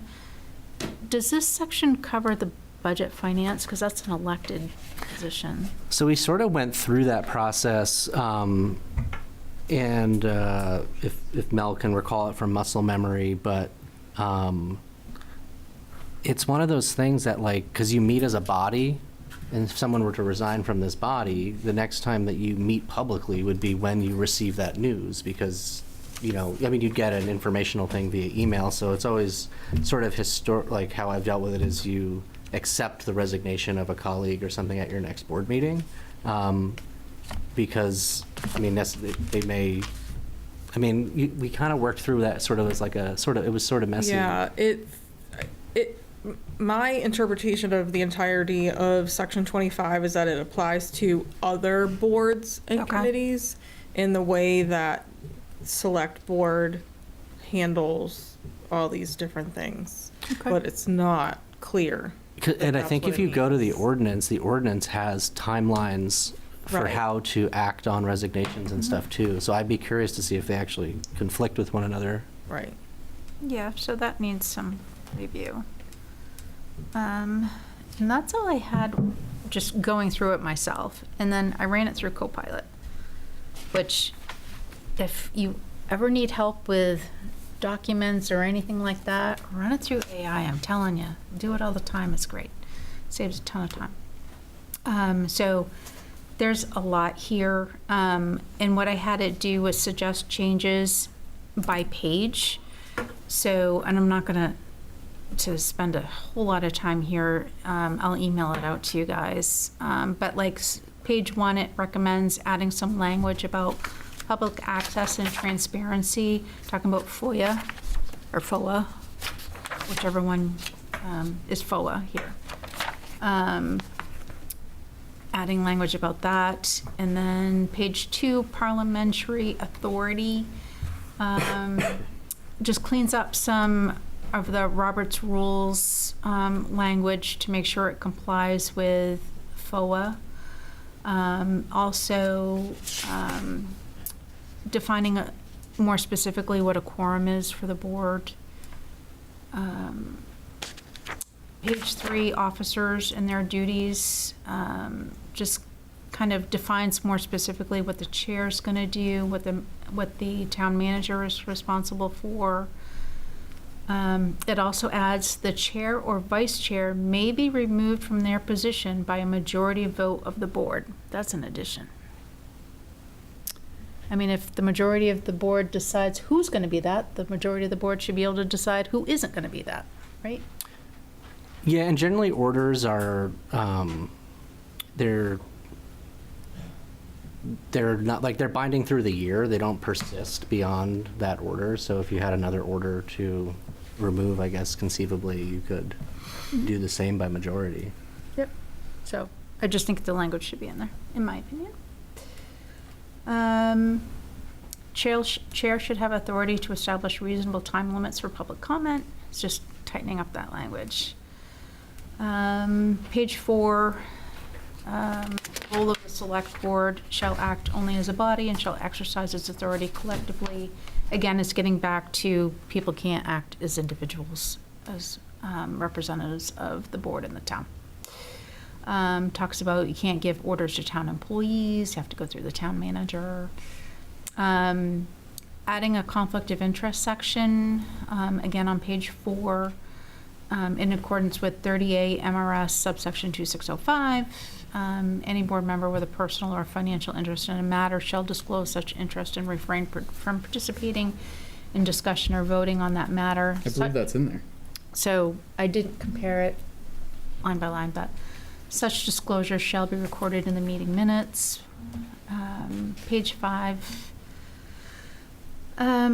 Types of meetings is just spelling them out, like regular meetings, special meetings, emergency meetings, and workshops, defining what they are so people understand.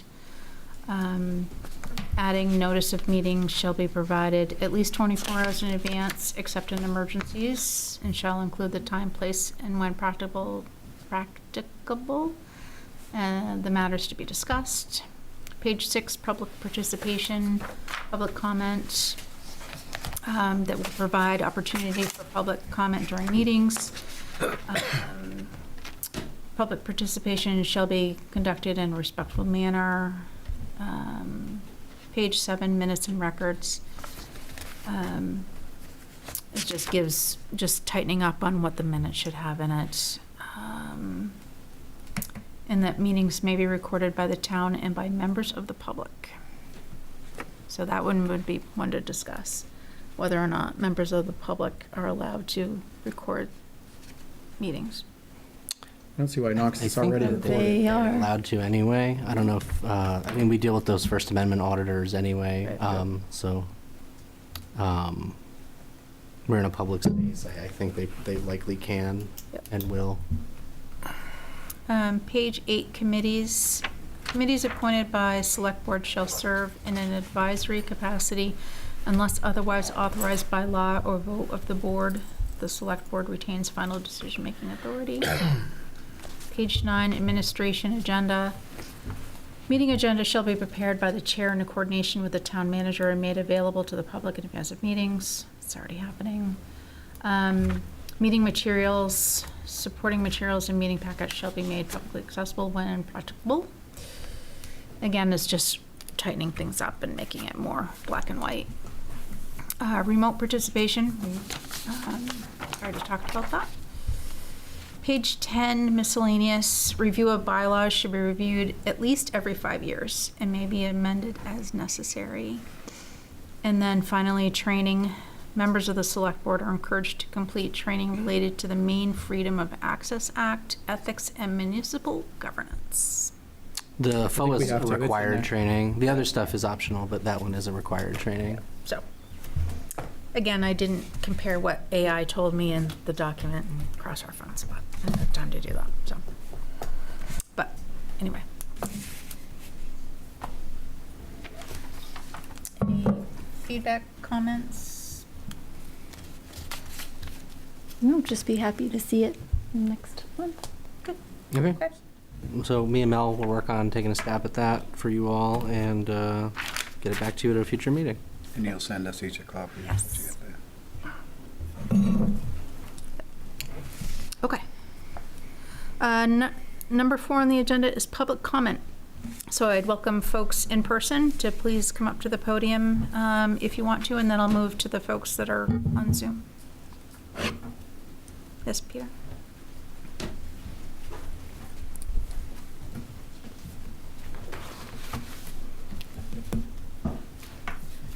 Peter Levitt, 2 Levitt Road. So first, I'd like to state that I am gratified to hear about the radar speed feedback signs being deployed. I'd like to think that that was the plan all along, although I've been asking for that for 18 months. And I would hate to think that it's because I have to be here every month to ask for it.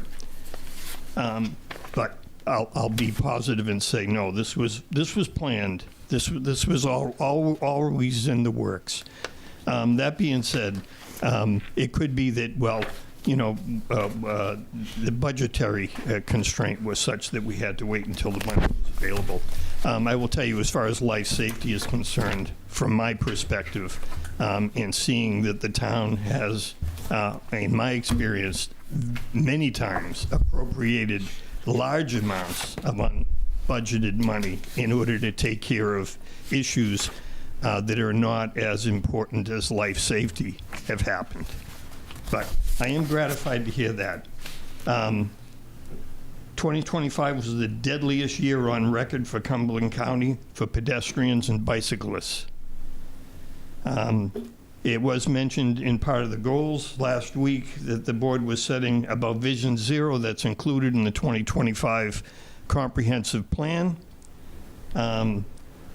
It's interesting to note, I was at a planning board meeting the night when it was discussed by a developer who's putting up a 40-plus unit subdivision off of Route 85.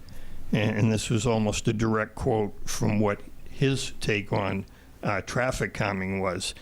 And he said it's counterintuitive, but making roads safer encourages speeding. Mm-hmm.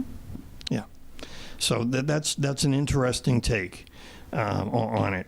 I also heard that, recently that we should not pass ordinances, rules, or regulations that can't be enforced. If I followed that line of reasoning, I guess from my experience in the 35, 40 years I've been here, driving around these roads, especially the last 10, we really shouldn't have any speed limits, right? Because they aren't enforced. So based on that, I did drop a call to the Cumberland County Sheriffs and asked if I could get some data on the number of citations in the town of Raymond over the last year. And surprisingly, I was told that, well, we don't keep those numbers. It's an aggregate, and it's by county. However, if I what I can do is I can ask for a freedom of access, and that they will, for a certain amount of money, get me those numbers. So I'm going to get those numbers, and I'll report back to you. I would think it might be something that the town would have thought to do a while ago and say, well, we're paying for this contracted service, and it has been identified in the comprehensive plan, and anybody with 2 functioning neurons that travels on these roads knows that there's been speeding forever, and it's got out of control in the last few years. There's got to be, we've got to be getting something for that money.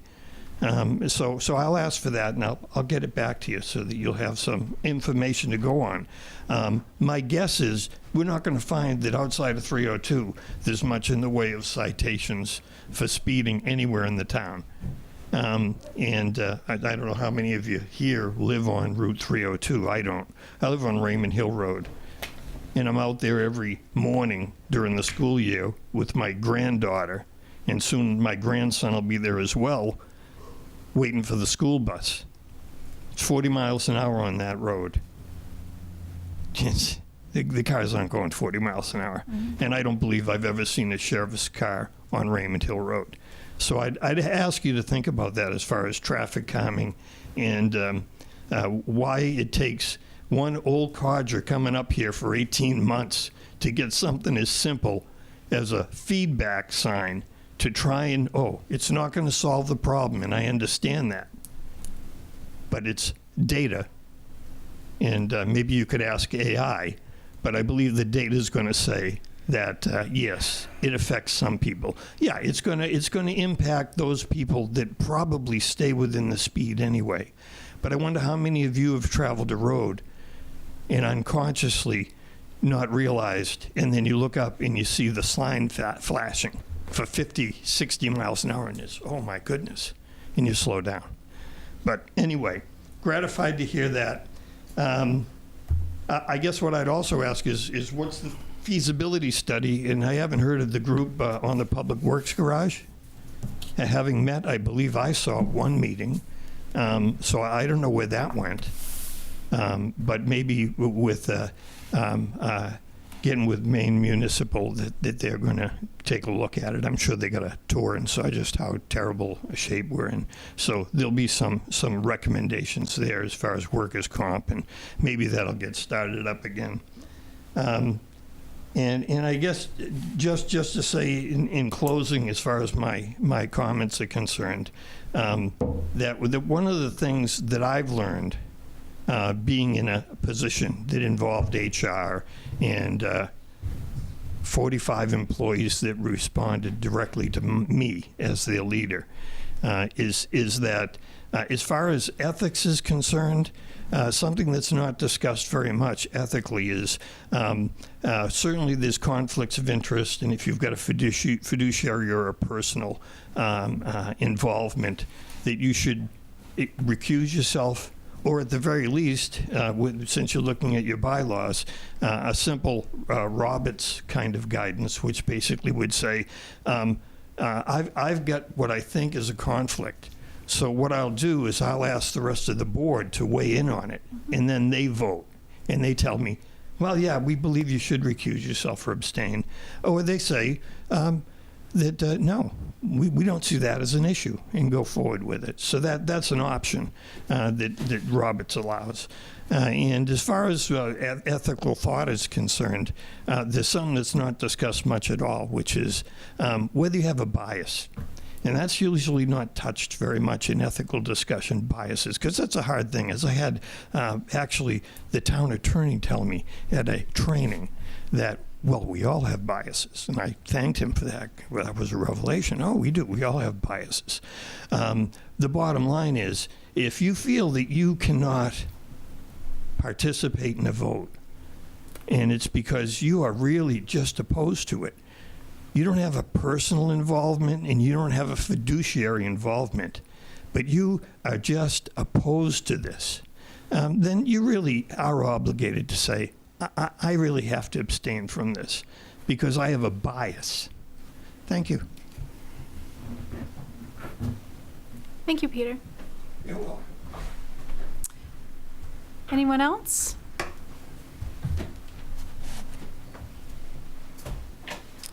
All right, I'll close public comment for those in attendance in person and turn to the Zoom participants to see if anyone would like to speak. Got a hand up. Hi. Oh, hi there. Hi there, Gracie Levitt here, 8 Levitt Road.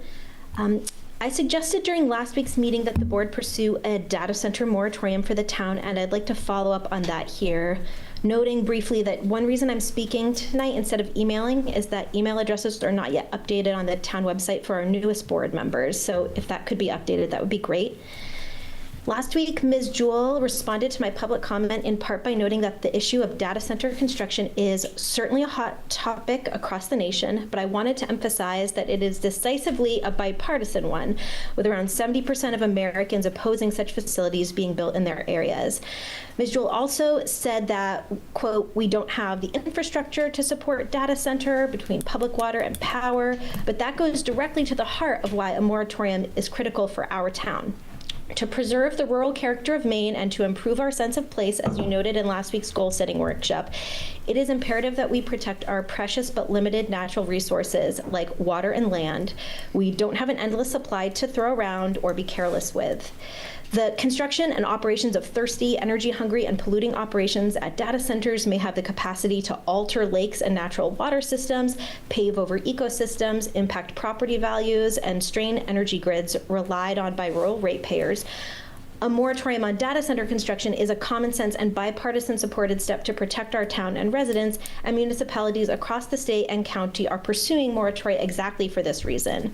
Ms. Jewell said she didn't see anybody knocking down our doors to turn the former Mega Industries building into a data center, but as AI-eager sectors become desperate for more and more data center power, the major requirement propping up the labor-killing, education-compromising tax growth, companies will be looking to build in increasingly fewer places, with town after town throwing up its own do not build here, do not pass go signs. Our town needs its own sign to slow down any potential impacts of AI and data centers on our homes, our health, our tourism, our businesses, and we need more than assumptions about how or if this rapidly evolving sector will impact us. I'll note I've only quoted Ms. Jewell so much here tonight because she was the only board member to speak at some length to the topic when I raised it last week, and I really appreciate that. I appreciate her thoughts and her note at the time that she did not oppose a moratorium at that point. I also appreciate that Mr. Hansen spoke to the matter last week, and I hope to hear more members speak to it and outline how our town can responsibly and expediently pursue a data center moratorium. Somewhat relatedly, I would also be interested to learn about the town government's policy, if there is one, on the usage of AI for municipal matters. And I thank you very, very much for your time and energy tonight. Thank you, Gracie. Anyone else? All right, I will close public comment and move to number 5, select board comment.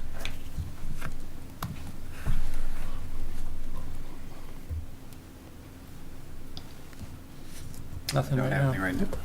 I do, just a little bit, and I think this goes to what Peter was talking about. Last Friday, I felt was particularly dangerous to be on the roads. There were 3 accidents that at least I was aware of, one in Wyndham, backing up traffic quite a bit, one here in Raymond, which looked to me as I drove past it was a 5-car accident. And then later that day, there was one in Casco, which held my family up. And on our way through Raymond, we were almost hit head on that same evening by a vehicle passing another vehicle on 85 on a double line zone. So I just feel like it was very nerve-wracking for me personally as a citizen here to see that much happening on our roadways. So I encourage everybody to take a moment, slow down. You will get to where you want to go, I promise you. But I think paying attention a little bit is what we all need to be doing. My favorite part about that is somebody will pass, double line, around a corner, whatever, almost kill everyone. And then 3 miles up the road, you guys are both at the same red light and they're 10.5 feet in front of you. It's like, what are we doing? But Yeah, Kayla, thank you for bringing that up. This morning when I was driving to work, I was going up 85 and there was someone in a diesel pickup truck that was heavily tailgating the Subaru in front of them, and I was kind of, going over the yellow line, driving like they were intimidating, and I'm like, what are you doing? Why are you doing that? It's just, I don't understand it. I don't. Yeah, Chris. I guess I'll continue the validation of we have problems on our roads. as you know, I work for the town as a code enforcement officer, and I'm on the road going to inspections most of my day. And I don't think there's a week that goes by that I'm almost driven off the road by somebody either texting and driving or not paying attention and swerving into my lane. And I would encourage people, like Kayla said, to slow down. Remember, there's other people on the road, children, elderly people that don't have the reflexes that we used to. And, you know, going back to what Shar said last week, that she used to be able to ride a horse on many of the, I remember those days. I remember her mother riding a horse down Mill Street, Main Street, up 85, and I don't think I've seen a horse on any of our roads in 20 years. Or Hasn't been quite that long. maybe, I don't know, maybe. Certainly Route 85. But it's been a while. And I'm just saying, I don't know what the answer is. I really don't. It's everywhere. Wherever you go, people are in a rush, and they're not paying attention. They're listening to their headphones while they're driving, so they can't hear anything. They're texting and driving, so they see where they're going. And you get these cars that somewhat drive themselves, too, so you got to watch out for that. I don't know what the answer is, but it's definitely on my mind, and it is a concern. I have children and grandchildren as well, and it is sad to say I wouldn't let my kids walk on any of our roads. Anything else? Again, with Peter, I agree with the signs are not to fix, but boy, they're a start. And I noticed it right away because it got me this coming here, actually, or just before coming here. It must have went up today because I came down and all of a sudden I'm looking, the thing's flashing at me. I mean, I was only like, I don't know, maybe 4 or 5 miles over, but I mean, it instantly caught my eye, and I said, my first reaction, they're out. So I'm glad to hear that we got some more going up too. I mean, like I say, on Saturdays nights, I go down to the prison, and every night, Saturday, I know I'm slowing down before I come to that sign because I'm thinking, I know that thing's ahead of me. You know, and so I think, getting that out there is just going to make the people that really will ever do anything, do it. The people that aren't going to do anything, they're going to do it no matter what. They don't care. But we do, I know I do appreciate that they're out there because it does help me, and it keeps me a little less lead-footed, so. All right, well, everybody, I mean, it's crazy because I have 2 granddaughters that are out there driving, and they make me nervous because of, they're young drivers, and you worry about the next driver coming at you. Thank you.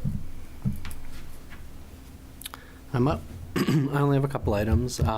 First, I'll take some of the blame for the speed signs. I put the departments under a purchasing freeze back in March, so they were not allowed to buy anything that was not emergent necessity till we understood where we stood. And I usually shut purchasing down mid-May, end of June anyway, to prevent the old, we've got this much left in the budget, let's spend it down. So generally I'll shut purchasing down this time of year anyway. But just as a note on that one.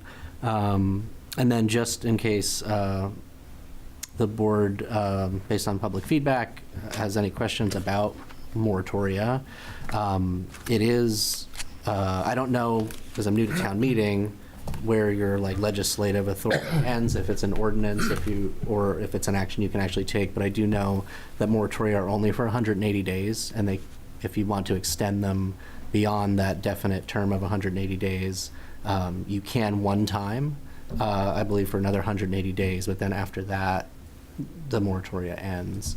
There are emergency ordinance actions you can take, but again, in a select board town meeting form of government, I don't know how that plays out. But again, just moratorium is a legal action that you can take, and it's 180 days with one extension if you were interested in knowing that. And then the other items I have, Tuesday, June 30th, I'm going to be closing the town office at 2 p.m. for year-end financial closeout. Don't worry, if you missed us, we're going to move our late day to Wednesday and stay open until 6 instead on Wednesday. So we'll put that out on the signs. and let folks know as much as we can. I know people get used to schedules and will probably show up on Tuesday anyway, so we'll try to make some good signage.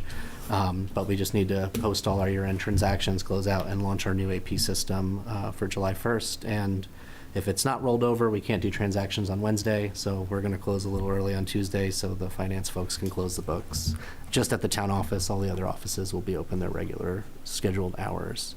And we are in the middle of a 302 corridor study, and the COG and the group that's running the study is seeking to do a couple focus groups. They'll be meeting with the select board and the residents throughout the process of the corridor study, but they are asking if any stakeholders related to transit, businesses, seasonal industries, tourism, and accessibility, people with reduced mobility.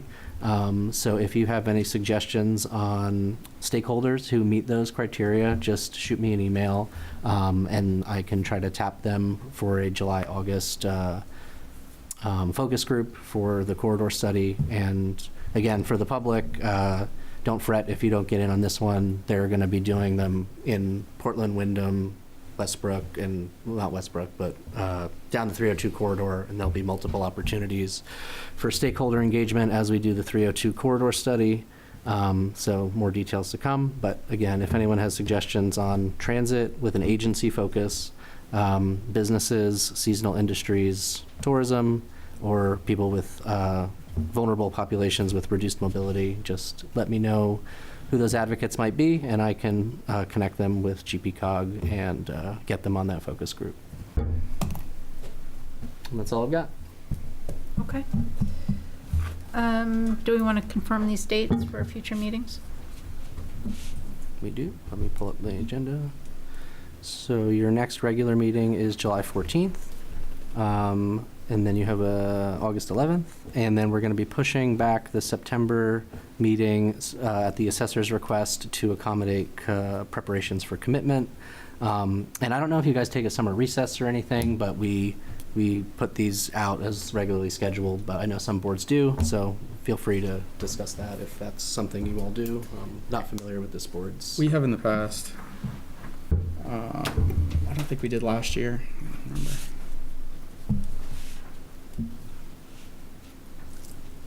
I don't remember. Did you say you did or you didn't? We have in the past. I don't Yeah. believe we did last year. I don't remember why. Maybe just too much going on. I can't recall why, but we didn't schedule one. I'm not opposed to one. Yeah, I also don't want to just leave business unattended to.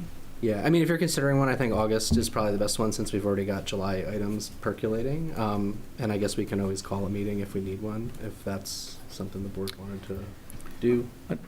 Another thing on that same topic is, do we want to push it? Is that you think you'll have an issue regularly, or is this like a out of the ordinary type thing? But do you want to try to push it back a tiny bit, half an hour? Oh, to a 6:30 start? If we could do a 6:30 start, that would be amazing. But today was an anomaly for me to be an hour late. I mean, that's up to you all. It's up to me. I'm here where no matter what, so. I don't mind. I was just trying to. I was more asking if you think it would. Yeah, it's going to be a thing that happens. If it's easier, then it would help, I'm not opposed to it, especially but I don't know for everybody else. Accidents on the turnpike, things like that. Traffic delays and things like that would be great if you guys would consider 6:30, but we don't have to. I'm sorry, I'll probably be the one that's like curmudgeony about that, but 6 o'clock, we normally have long meetings. I think considering staff or videographer are important aspects as well. I think 6 is a late enough start personally, but that's fine. I like the 6. Okay. We'll stick with that. As far as the August meeting goes, the only thing that I was thinking about keeping it was because we want to, one of the things that I had talked about as a goal for this year for us as a board is to start looking at not just our bylaws and ethics policy, but start to look at ordinances like the recall ordinance and things like that. I think there's a lot of housekeeping stuff that we could start working on. You could probably workshop it too first Yeah. before having an action meeting. So if you wanted to do like an ordinance review or policy review workshop, that might be a good place to start. I'll also add, because we forgot to mention it, that we did our goal setting session last week.